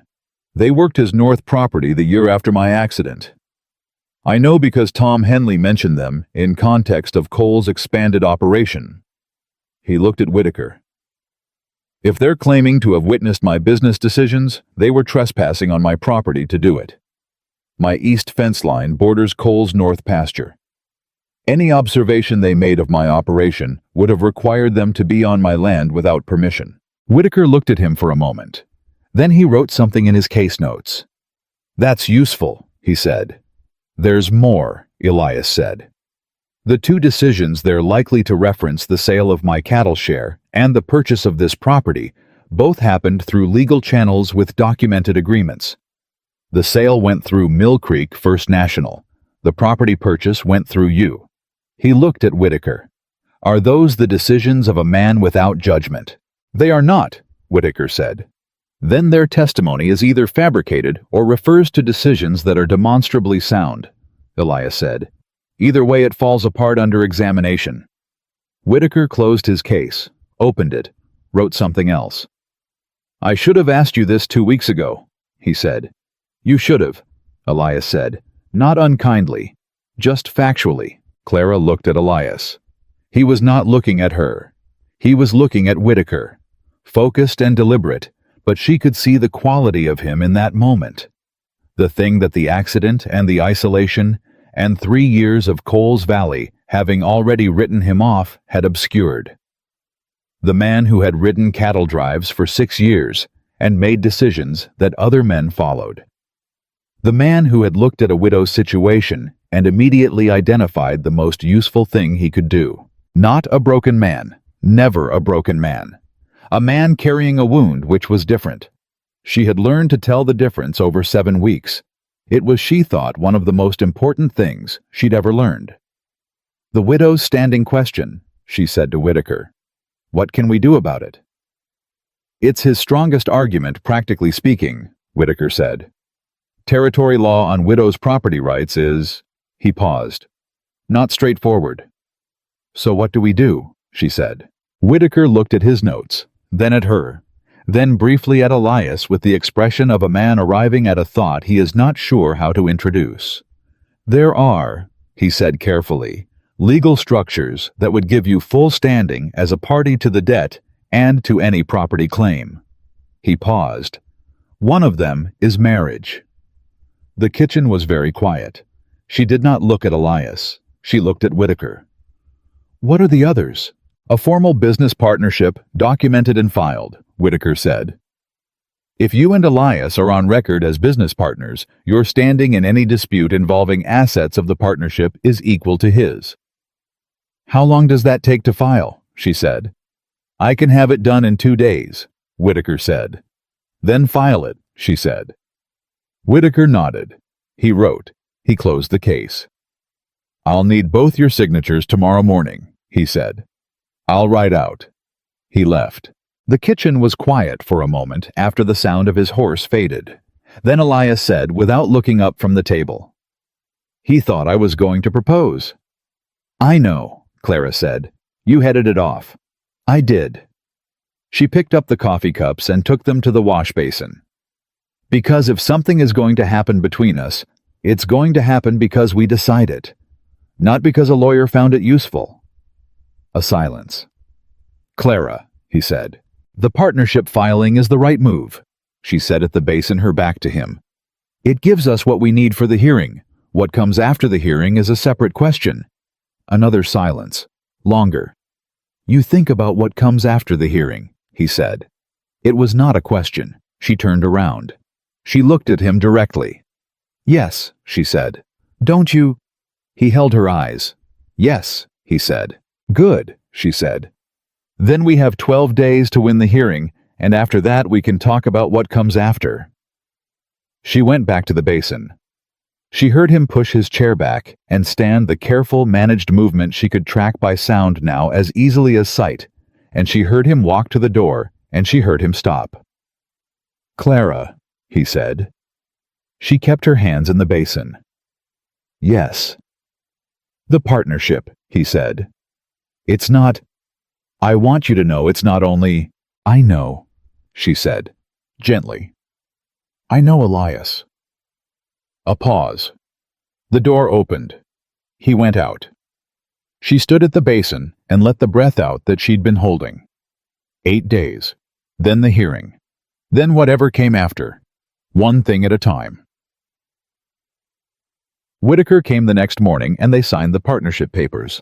It was a practical document, 4 pages of legal language, that Whitaker walked them through clause by clause, and she signed her name at the bottom of each page with the deliberate precision she brought to signatures. Clara J. Whitfield, the middle initial for Jane, her mother's name, and Elias signed beside her, and when the last page was done, Whitaker gathered them and said, "You're on record as of today. Cole will be informed through the court." "How will he react?" Elias said. "He'll know his widow's standing argument is gone," Whitaker said. "He'll push harder on the equipment and on your judgment. He'll want the hearing to be about your character rather than the law, because the law is not on his side." "Then we make sure it stays about the law," Clara said. "That's my job," Whitaker said. "Your job is to show up and not give him anything to use." He left. Elias looked at the copy of the partnership document on the table. "We're business partners," he said. "We are," she said. He looked at her. Something in his expression was the complicated mixture she had come to know as his version of emotion contained specific present. "Is that strange?" she said. "No," he said. It's the most sensible thing that's happened to me in 3 years. She laughed. The real kind. He watched her laugh with the expression of a man storing something valuable. Come on, she said. The south fence still needs work before the hearing. We're business partners, he said. You could assign the fence to me. I'm assigning it to both of us, she said. Because you've been doing it alone for 3 years, and that's why it keeps coming up on the maintenance list. He picked up his coat. You are remarkably difficult, he said. You hired me, she said. I did, he said. Best decision I've made in 3 years. She picked up her own coat. She did not say what she was thinking, which was that she agreed entirely, and for reasons that went considerably beyond the supply records. Some things still needed more time, but time she was learning felt different here than it had anywhere else she had ever been. The hearing was on a Thursday morning in Mill Creek in the county courthouse, which was a small building that smelled of wood and old paper and the particular solemnity of a place where people came when ordinary channels had failed. Clara dressed carefully. The same deliberate care she had brought to the association meeting in the other story, the other life she understood instinctively, that presentation was information, that the way you walked into a room told people something before you opened your mouth, and she wanted what it told them to be unambiguous. She wore her good dress. She carried the loan documents in a leather folder that Whitaker had given her for exactly this purpose. She wore her hair up simply, and she put her chin level, and she walked into that courthouse the way she had walked into Elias Crow's gate 7 weeks ago, with the specific calm of a woman who is prepared for this and knows it. Elias walked beside her. He was in his good coat. She hadn't seen it before, a dark wool coat that fit him well, that had clearly been kept for occasions, and had not seen many occasions in the past 3 years. He wore it with the same uprightness he wore everything. His left leg was in the repaired brace. The new buckle had arrived from Mill Creek 3 days ago, and she had fitted it herself correctly on the first try, because by now she knew the mechanism as well as she knew the gate latch. He walked beside her, and he did not apologize for how he walked, and she did not notice how he walked except to note that he was there, which was all she needed. Cole was already inside. He was with 2 lawyers, she counted, because counting things was useful, and Garrett and 3 other men who were there to fill space to create the visual impression of resources and support, which was itself a statement. He saw them come in. He looked at Clara. He looked at Elias. He looked at the way they walked in together side by side, and something moved across his face that she catalogued for later. He had not expected this version of them. Good. The hearing took 3 hours. Whitaker was in a courtroom, a different man than he was at a kitchen table, still precise, still economical, but with an edge to the precision, a deliberate quality to every word that she understood, was the technique of someone who had learned that in legal proceedings, what you said was less important than how you arranged it. Cole's lawyers went first. They were good, she had to give them that. They built the case methodically, the equipment found on adjacent land, the good faith effort to secure it, the debt outstanding. The question of Clara's standing the concerns about Elias's judgment. Each point was documented, sourced, delivered smoothly. Then Whitaker. He started with the loan papers. He walked the judge through every clause, every specification, every legal definition of primary and secondary collateral. He was unhurried, he was precise. And he built it the way she had watched him build it in her mind, starting from what was unambiguous and moving outward, so that by the time he reached the disputed point, the ground it stood on was already established. The equipment was primary collateral. The land was secondary. Cole had known this when he purchased the debt. His claim on the land was legally unsupported. Cole's lead lawyer objected twice. Both times Whitaker had the documentation. Then Tom Henley, who said in the direct, matter-of-fact tone of a man who has decided the truth is more important than comfort. Cole came to my store in February talking about the Whitfield property like it was already his. The debt wasn't settled. That's not how an honest man talks about someone else's land. Cole's lawyer said, objection. Characterizes, sustained, the judge said. but the testimony stands as to the timeline. Then Martin Reeves, who described Elias Crow's cattle operation before the accident and the legal documented sale afterward, and who said without being asked directly, but choosing to say it anyway, Elias Crow made the same quality of decisions after his injury that he made before it. Anyone saying different doesn't know him, or is saying what they've been paid to say. The objection came fast. The judge struck the last sentence, but the room had heard it. Then Cal Reeves. Cal stood up and he looked at his brother and he looked at Elias and he said, "I've known Elias Crow for 15 years. I know what he was before his accident, and I know what he's been since, and I know the difference between a man whose judgment is impaired and a man who's been given a hard road and walked it straight." He paused. There is no difference in Elias's case. The road was hard. His judgment has always been sound. She heard Elias breathe beside her. She did not look at him. She looked at Cal. She thought some people need to see a thing before they know they believe it. She had said that to Elias 7 weeks ago. Cal had needed to see it. He had seen it. He was here. Cole's lawyers fought hard on the equipment. They produced Parcher and Hicks, the two men Elias had identified as Cole's own. They testified that the equipment had been found in disrepair, abandoned on land that the Whitfield widow had clearly vacated. Whitaker asked them one question each. To Parcher, "Were you on Mr. Crow's property at the time of your observation?" Parcher hesitated. 1 second too long. "I was on the Public Ridge Road." The Public Ridge Road is a 1/4 mile from the nearest point of the Whitfield property, Whitaker said. "How exactly did you observe the condition of farm equipment from a 1/4 mile? Parcher had no answer. To Hicks, "When were you employed by Harrison Cole?" "I've done some work for him." "Are you currently employed by Harrison Cole?" "I?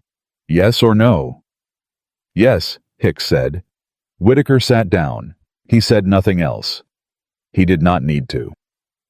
The judge took 45 minutes. Clara sat in the courthouse hallway with Elias and Whitaker, and she did not talk, and she did not pace, and she did not do any of the things that people do when they are waiting for something important. She sat with her hands in her lap, and she breathed steady and slow, the way she had breathed through every hard thing since December. Elias sat beside her. Not touching, not speaking. But there the specific there-ness of him which she had come to understand was its own form of everything. Whitaker reviewed his notes. He was the kind of man who used waiting time to prepare for the next thing which she respected. At 11:45 the bailiff came to the door. They went back in. The judge was a woman of 60, which Clara had not expected, and which had given her a complicated layered feeling when she'd first seen her, a woman judge in a Montana territorial court, which meant a woman who had spent her life doing something in a place that told her she couldn't, which meant she understood more than she needed to say. She read the ruling in the flat, measured voice of someone delivering a document rather than a performance. Cole's claim on the Whitfield land dismissed. The equipment was primary collateral. The debt, when paid, retired the claim entirely. The land had never been legally at risk. The theft of collateral charge against Cole upheld. The equipment had been moved without legal authority during an active dispute. Cole was ordered to return it and to pay damages. The question of Clara's standing moot, given the partnership filing and the dismissal of the primary claim. The question of Elias's judgment, the judge looked up from the paper just for a moment and said, "The testimony on this matter was not credible. The court declines to give it further weight." She looked back down. Ruling complete. Cole's chair scraped back. His lawyers were already leaning in, already talking fast and quiet into his ear. The rapid recalculation of men trying to find the next angle. Cole himself looked at Clara directly for the first time in the whole proceeding. Not the careful, managed look of a man performing pleasantness, but something underneath it stripped of the performance. She looked back. She did not smile. She did not perform victory. She simply held his eyes with the same steadiness she had held his eyes in her own yard, in Elias's yard, at every point in the last 2 months, where he had tried to find the crack in her and hadn't found it. He looked away first. That, she thought, was enough. Outside the courthouse in the cold November air, Whitaker shook both their hands and said with the economy of a man who believed in matching the moment, "Well done. The debt payment when you're ready." Tomorrow, Clara said. She had the money. 6 weeks of wages corrected for the overpayment she'd caught in Cole's grain order, plus the $12 Elias had given her in advance. $53, and change exact. "I'll come to your office tomorrow morning." Whitaker nodded. He tipped his hat and went. They stood on the courthouse steps. Martin Reeves came out behind them and shook Elias's hand. A real handshake, long the kind that meant more than a handshake. He said, "Should have done this sooner," which Clara understood referred to more than the court appearance. "You're here now," Elias said. Martin nodded. He looked at Clara. "Your husband was a good man, Mrs. Whitfield. I'm sorry the valley didn't do better by you." "You're doing better now," she said. "That's what matters." He went. Cal came last. He stopped in front of Elias, and they stood there for a moment. Two men with 15 years between them, and 3 years of silence, and all of it sitting in the space. And then Cal put his hand out, and Elias took it, and they held the handshake for a long time without speaking. When Cal left, Elias stood on the courthouse steps with his face carefully arranged. She gave him a moment. Then she said very quietly, "All right." "Yes," he said. His voice was slightly rough, just slightly. "Give me a minute." She gave him the minute. She stood beside him in the cold and looked at the street and let him have the minute, because she understood that some things needed to be felt before they could be moved past, and she was not going to manage around this one. When the minute was done, he said, "The ranch." "Yes," she said. "I need to feed the horses," he said. "I know," she said. "Let's go." They went. Tier. The drive home was an hour and a half. She drove. He sat beside her. The afternoon light was going gold in the particular way of November light in Montana, thin and specific and beautiful in the way that things are beautiful when you know they don't last long. About 40 minutes out of Mill Creek, he said, "I want to ask you something." She kept her eyes on the road. "Ask." "The partnership," he said. "The document. It says we share the management of the Crow Ranch and associated assets." He paused. "What does that mean to you?" She thought about it. The road, the light, his voice beside her. "It means I'm not temporary," she said. A pause. "Is that what you want?" She looked at him then, took her eyes off the road for one moment, and looked at him directly at the face she had come to know over 7 weeks of mornings and evenings and storms and crises and silences. The face of a man who was asking her something real and knew she would answer it honestly. "I want the ranch," she said. "I want the work. I want the Saturday." She stopped. She was building a list, and the list was not the thing. "I want what we've built," she said. "I want what we are when we're in the same room and something needs doing, and we do it." She paused. "That's what I want." He was looking at her. "That's not everything you want," he said. She looked back at the road. "No," she said. "It's not." A long silence. "Clara," he said. "Elias, I am not a whole man," he said. The sentence came out flat and direct in the way he delivered everything difficult without decoration, just the thing itself. "I walk with a limp. I can't do the physical work I used to do. I spent 3 years alone because it was easier than watching people accommodate my limitations." He paused. "That's not going to change." "I know," she said. "And you, Elias," she said. "I came to your gate in April with $3.40 and the knowledge that everyone had told me not to come." She kept her voice even. "I have been not doing things everyone told me not to do my entire life. I am not afraid of your limitations. I have limitations. We have a maintenance list and a repair schedule and a legal partnership, and we have managed every problem that has come at us in 7 weeks." She paused. "What exactly do you think is going to stop us?" He was quiet for a long time. The ranch appeared ahead. the familiar outline of it, the buildings and the paddock, and the main house with the stove that would be cold now because they'd been gone all day. She pulled the wagon through the gate. She stopped in the yard. She set the brake. She turned to look at him. He was already looking at her. "Nothing," he said. "Nothing is going to stop us." She nodded. "Good," she said. "Then go feed the horses while I get the stove going." He laughed. Short reel the laugh she had learned to wait for because it was always worth waiting for. He climbed down from the wagon. She climbed down from the other side. They stood in the yard in the November evening, the day behind them, and the ranch around them, and everything that was coming still ahead, and she looked at him across the wagon, and she thought, this is what it feels like when something is real. Not the thing you survived, the thing you chose. "Elias," she said. He looked at her. "After dinner?" she said.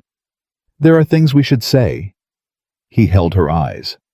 "After dinner," he said. She went to start the stove. He went to feed the horses. The ranch settled into its evening sounds around them, familiar, specific, entirely theirs. And Clara Whitfield moved through the kitchen of the home she had found by riding toward the one place everyone told her not to go. And she felt the particular peace of a woman who has fought for something and won it and knows exactly what she plans to do with it. After dinner, she thought. After dinner, everything, and she meant. It had meant it when she said it had been meaning it for 7 weeks without having the exact right moment to say it out loud. And now the moment was here, and the stove was warm, and the horses were fed, and the day was behind them, and there was nothing left to manage except the thing itself. She put the last dish on the shelf. She heard him come in from the barn, the specific sound of his boots, the slight asymmetry of his step that she could now identify in complete darkness that she had stopped hearing as a limitation and started hearing simply as him. She heard him hang his coat. She heard him stop in the kitchen doorway. She turned around. He was looking at her with the expression she had come to know as his most honest one. Not the careful assessment, not the managed stillness, but the open look, the one without walls, the one that had appeared for the first time on the porch the day Cal Reeves came back, and that she had been seeing more of incrementally every day since. "You said after dinner," he said. "I did," she said. She sat down at the table. He sat across from her. The stove ticked. Outside, the Montana night was cold and clear, and entirely indifferent to what was happening in this kitchen, which was fine. The best things she had learned happened in small rooms with no audience. "I need to tell you something," she said. "Before anything else is said. Before we—" She stopped, started again. "I came here with a debt and a plan and $12 of your money in my pocket. I had a specific purpose, and I kept my eyes on it because that's how I survive. I keep my eyes on the specific purpose, and I don't look sideways." He waited. "Somewhere in the last 7 weeks," she said, "I started looking sideways." The kitchen was very quiet. "I don't know exactly when," she said. "I think it was the lunch. The first one. When you showed up at noon without being asked because I'd told you what happened when you didn't eat and you just showed up." She looked at her hands on the table. "I thought this man listens.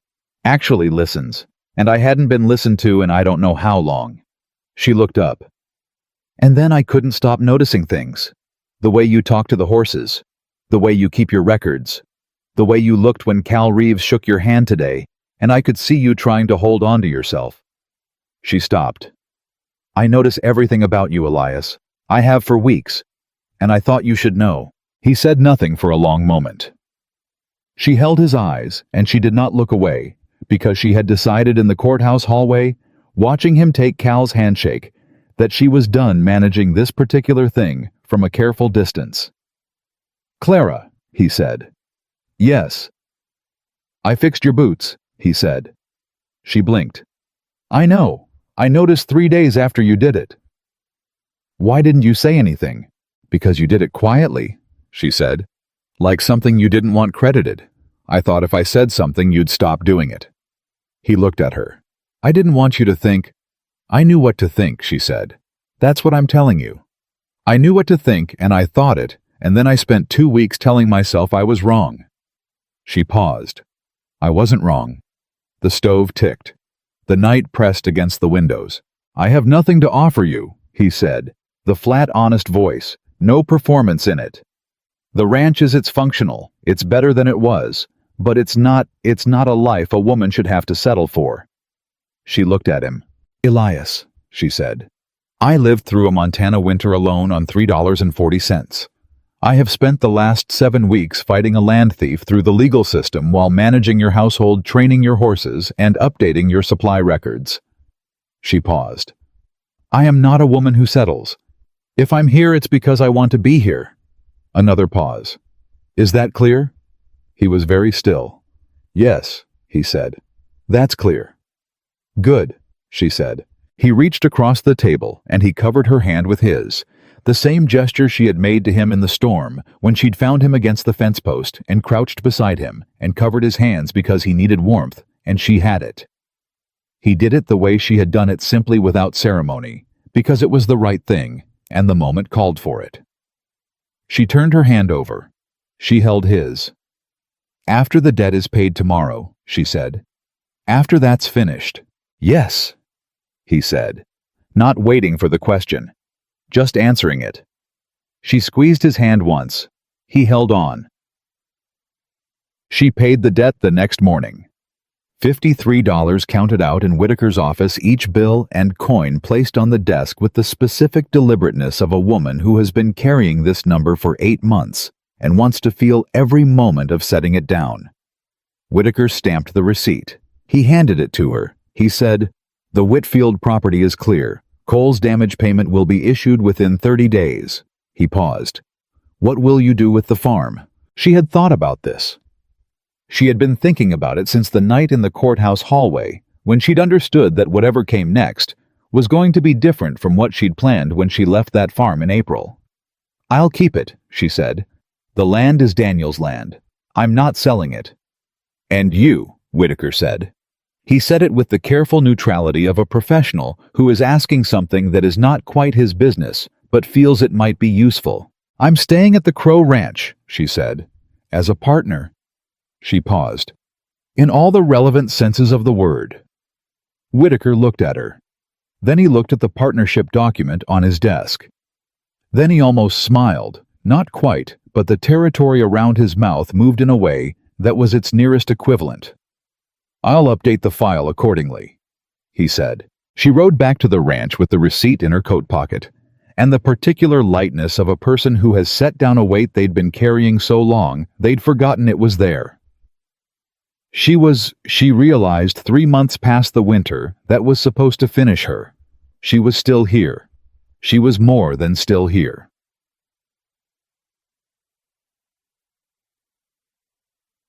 The days that followed had a different quality than any of the 7 weeks before them. Not easier necessarily. The work was the same work, the ranch had the same demands, the Montana winter had the same requirements. But the quality of the ordinary had changed. It had the quality of things that are chosen rather than endured, and the difference between those two things was, she was learning everything. She and Elias did not make pronouncements. They did not sit down and formally define what they were to each other, because neither of them was built for formal definitions of things that were already clear. What they did was continue the mornings at the kitchen table with the day's plan, continue the supply records and the maintenance list, continue the evening meals that had become the best part of her day, without her having consciously decided that was what they were. But things were different. He started telling her things. Not the operational things, those he had always told her efficiently and completely. The other things. He told her about the cattle drives, about the specific geography of the East Ridge that he had known before the accident, and still knew in his body, even if he could no longer cover it the way he used to. He told her about his mother, who had been a school teacher in Ohio before she came west, and who had never entirely stopped thinking like one. He told her about the night of the accident, not in detail, not all at once, but in pieces over several evenings, the way you dismantle something carefully when you've been carrying it a long time, and the weight is finally becoming more than the protection is worth. She listened. She did not fix, and she did not minimize, and she did not look for the lesson in it. She just listened, which was what he needed, which she knew because she had needed it herself, and almost no one had given it to her. In return, she told him about Daniel. Not the grief, she had already set that down. She realized somewhere in the winter, set it down with both hands, and kept it because it was part of her, but stopped letting it be the whole of her. She told him the living things the way Daniel had laughed, the specific terrible way he'd fixed fences the night he'd stayed up with a sick calf for 14 hours, and named it something ridiculous that she could never quite remember without smiling. Elias listened. She had decided the best listener she had ever known. Not because he was responsive, he wasn't particularly, but because when Elias Crow listened to something, you could feel that the thing you'd said had actually arrived somewhere, had been received, had mattered to the person receiving it. She had not realized until she experienced it consistently how rarely she had felt that in her life. The twist came on a Tuesday in early December, and it came from the one direction she had not prepared for. A letter arrived in the Mill Creek Post. The return address was a law firm in Helena, not Whitaker, not anyone she recognized. She opened it at the kitchen table with Elias across from her, because she no longer opened important things alone if he was available, which was a change she had made without noticing she'd made it. She read it. She read it again. She set it down. "What is it?" Elias said. "It's from a firm representing Harrison Cole," she said. Her voice was very even. "He's filed an appeal." Elias was still. "On what grounds?" "The partnership filing," she said. "He's arguing it was filed after the debt dispute began and therefore cannot retroactively establish my standing." She looked at Elias. "He's also arguing that the judge had a conflict of interest." "What conflict?" She looked at the letter again. "He claims Judge Hartwell has a professional relationship with Whitaker that was not disclosed." She set the letter down. "I don't know if that's true." Elias looked at the letter. "Is it?" "I don't know," she said. "I'd have to ask Whitaker." "Then ask Whitaker," he said. "Today." She was already standing. They rode to Mill Creek together. Again. She was beginning to think of this road the hour and a half between the ranch and the town as the place where the most important conversations happened, which was perhaps because movement made honesty easier, or perhaps because this particular road had been the location of enough significant things that it had accumulated a kind of significance. Whitaker met them in his office within an hour of their arrival. He read the letter. He read it carefully, which meant he read it twice, which she had learned was his version of reading something carefully. He set it down. "Hartwell and I were colleagues 20 years ago," he said, "in Ohio, before either of us came west." He looked at them. "We have not had a professional relationship in Montana. We see each other occasionally at the Bar Association meeting. Cole has been watching very carefully." "Is it enough for an appeal?" Elias said. "It's enough to file for one," Whitaker said.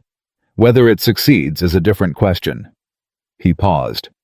"But an appeal means the ruling is stayed pending review, which means Cole's damage payment is stayed, and it means the ruling on the equipment and the land is technically under review." "Technically," Clara said. "Nothing is reversed until a second judge reverses it," Whitaker said.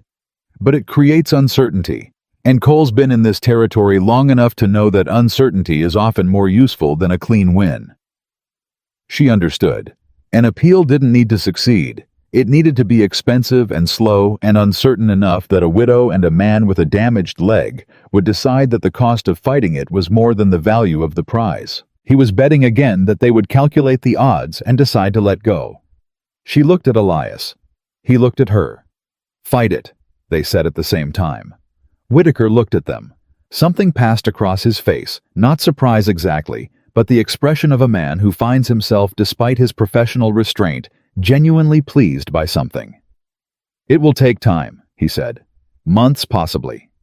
"Then it takes months," Clara said. "It will cost money," he said. "Tell me the number," she said. He told her. She did the arithmetic in her head, the ranch income, the corrected supply orders, saving $40 a month, the Saturday mending work that had been generating income from the Valley women, the 2 horses she'd been asked to evaluate for neighboring ranchers at a consulting fee she'd established with Elias's support. "We can manage it," she said.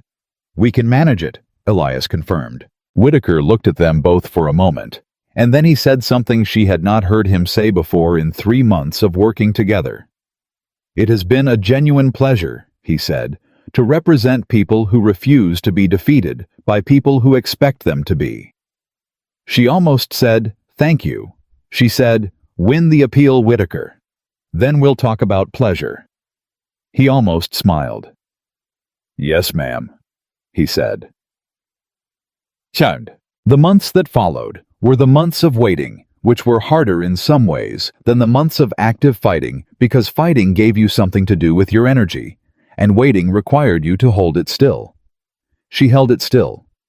She was good at holding things still when it was necessary. It was one of the skills that the winter had given her the capacity to endure without performing the endurance. The ranch helped.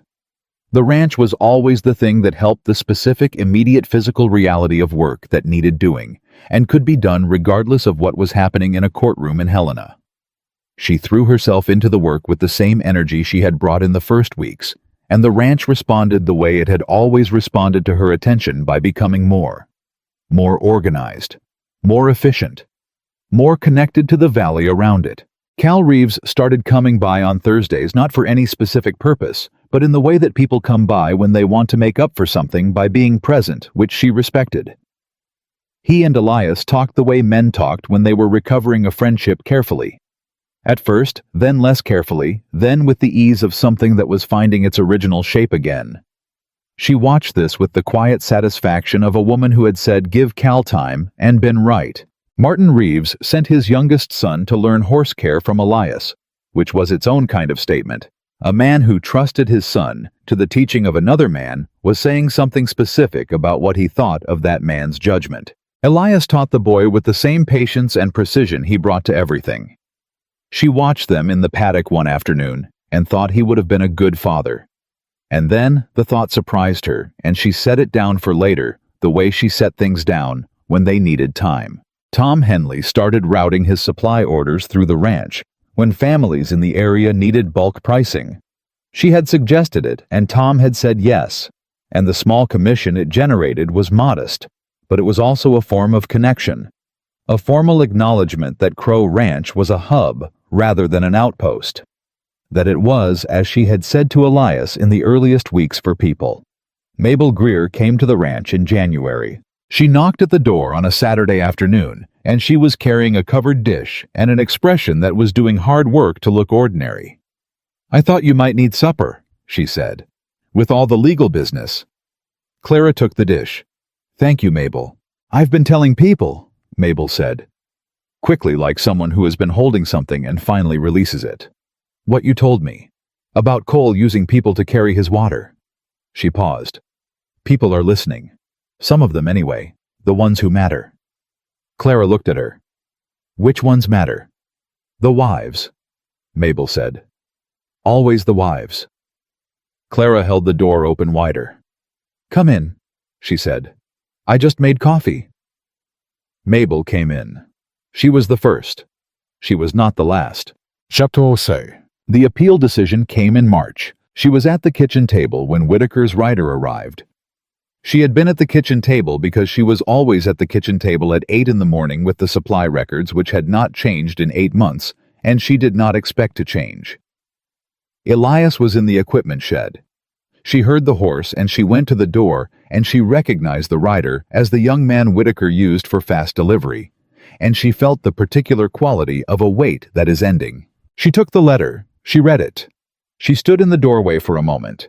Then she went to the equipment shed. Elias looked up when she came in. She held up the letter. "Well," he said. "Appeal denied," she said. Cole's conflict of interest claim was rejected. The original ruling stands. His damage payment is due within 30 days. Elias looked at her. He was very still for a moment, the way he was still when something landed that he had been preparing himself not to count on and had arrived anyway. "Done," he said. "Done," she said. He set down the tool in his hand. He stood. He crossed the shed in 3 steps, and he put his arms around her, and she felt the full weight of it, not gently, not cautiously, but completely. The embrace of a man who has stopped managing the distance and is not going back. She held on, her face against his shoulder, his hands at her back. The equipment shed around them, and the Montana morning outside, and 8 months of everything that had brought them here. She did not say anything. Neither did he. They did not need to. When they separated, she looked up at him, and he looked down at her, and the smile was there. His real smile, the unguarded one that she had been waiting for. The first time she saw it, and that had never stopped being worth waiting for. "Elias," she said. "I know," he said. "You don't know what I was going to say." "I know," he said again. She looked at him. "Then say it," she said. He looked at her for a long moment. He took her face in his hands the way he had in the kitchen the night of the November hearing, carefully, completely, like something worth being careful with. "Marry me," he said. Not loudly, not dramatically, the way he said everything that mattered, quietly, directly, with the full weight of a man who does not say things he does not mean. She had been waiting for this. She had not been waiting for this. Both things were true. "Yes," she said, immediately, without hesitation, because she had used up all her hesitation in the months of almost and the weeks of not yet, and the long, careful patience of doing things in the right order, and she was done with hesitation, specifically and permanently. He kissed her. She kissed him back. The equipment shed was not the most romantic location. The tool he'd been working with was on the floor. Outside, one of the horses had chosen this exact moment to make a considerable amount of noise about something which broke the moment briefly and made her laugh against his mouth, which made him pull back and look at her with the expression of a man who is discovering that this woman is going to surprise him for the rest of his life and has decided he is entirely prepared for this. "The horse," she said. "The horse can wait," he said. "The horse cannot." He kissed her again. The horse, as it turned out, could wait. They were married on a Saturday in April. Not a large ceremony, neither of them wanted large. They wanted real, and real did not require large. Whitaker stood up for them in the legal sense. Cal and Martin Reeves came. Tom Henley came with his wife, who cried before anything had even happened, which was the kind of person Tom Henley's wife turned out to be, and which Clara found she liked immediately. Mabel Greer came with 4 other Valley women, one of whom was Abigail Crane, from the neighboring property, who had been bringing eggs to trade since January, and had quietly become one of the fixed points of Clara's week. The judge who married them was not Hartwell. Hartwell was in Helena, and they had not asked her, though Clara thought of her with a specific fondness, but a circuit judge who was passing through Mill Creek, and who performed the ceremony with the brisk efficiency of a man who had done it many times and still believed in it, which was the right combination. Elias said his part in the flat. Even voice he used for everything important, which meant she heard it as the most serious and sincere thing she had ever been told, which it was. She said her part looking at his face, which she had been looking at for 8 months, and which she intended to keep looking at for considerably longer, and she meant every word. When the judge said done, Cal Reeves said something that was not appropriate for the solemnity of the moment, but was entirely appropriate for the truth of it. And everyone laughed, including Elias, the full real laugh that she had learned to wait for, and was still every time worth the wait. Spring came to the Montana mountains in the particular gradual way of things that don't announce themselves but simply arrive, and when they arrive, you realize they have been coming for a long time. The horses returned to the south pasture. The supply records showed the ranch at its most profitable. In 4 years, she had found this by going back through the old records and comparing, which Elias had not asked her to do, but which she had done because she was thorough, and because the number had pleased her, and she had wanted to tell him, and when she told him, he had looked at her with the specific look that was not the assessment look and not the guarded look, but the one that came after all of those, the one that was simply him looking at her as the thing she was to him. The Whitfield farm sat on its 120 acres with the spring coming up through the soil the way Daniel had always described it, slow and green and certain. She rode out to it once in April, alone on a Tuesday morning, that she told Elias she needed for herself. He said all right. He did not ask why, because he understood, and that he understood was one of the 1,000 daily things she was grateful for. She stood in the yard of the farm that Daniel had built, and she felt him there the way she always felt him, not as grief, not anymore, but as the specific and permanent presence of someone who had loved her and taught her and given her the knowledge and the resilience and the particular quality of character that had carried her through the winter and into the spring and into the life she was living now. "You would have liked him," she said to the empty yard, to Daniel, to the dried wood of the cabin wall. "He's nothing like you. He's more contained than you were. He doesn't laugh the same way, but he listens the way you listened. And he showed up. He keeps showing up." She stood there for a while longer. Then she rode back to the Crow Ranch. Elias was on the porch when she came through the gate. He saw her face when she dismounted, and he said nothing. Just held out his hand when she got to the porch steps. She took it. They stood on the porch in the April light, and she thought about everything it had taken: the winter, and the debt, and the 60 days, and the midnight ride, and the courtroom, and the appeal, and the months of waiting. And she thought about a man who had opened a gate and said, "I need someone who understands what it means to lose everything." And a woman who had understood exactly because she had lost it and had come out the other side, carrying the knowledge of what she was made of. She was made of the ability to chop wood with bleeding hands and keep records in the dark and ride to the one gate everyone told her not to approach and set down $12 worth of borrowed courage on a stranger's table and build something from what was given, which was not much, which was exactly enough. Cal Reeves came by that afternoon. He brought his son, who had a question about the bay mare that Elias answered on the walk to the paddock, while Clara made coffee and thought about all the things that had seemed impossible in December and were ordinary in April. Tom Henley sent a note about the spring supply order. She updated the records and added the new section she had started in February, a column for the families the ranch had been informally supplying at cost when the winter got hard, which was 6 families who were not going into spring as desperate as they might have been. Mabel Greer's husband came to ask Elias's opinion on a fence line dispute with a neighbor, which meant that Elias Crow, the man the valley had written off as broken and dangerous and unfit for society, was now the man the valley came to for opinions on things that required good judgment and a straight eye. She watched him handle it. Calm, direct fare. The man she had been watching for 8 months. The man that had always been there under the thing that had happened to him, waiting for someone to look past the limp and see it. She had looked. She had seen. And that evening, sitting on the porch in the last of the April light, with her husband's hand in hers, and the sound of the ranch settling around them, and the whole long spring ahead, she understood that the woman who had arrived at this gate with nothing had not in fact arrived with nothing. She had arrived with everything she needed. She had just needed someone to open the gate. Harrison Cole paid his damages in April.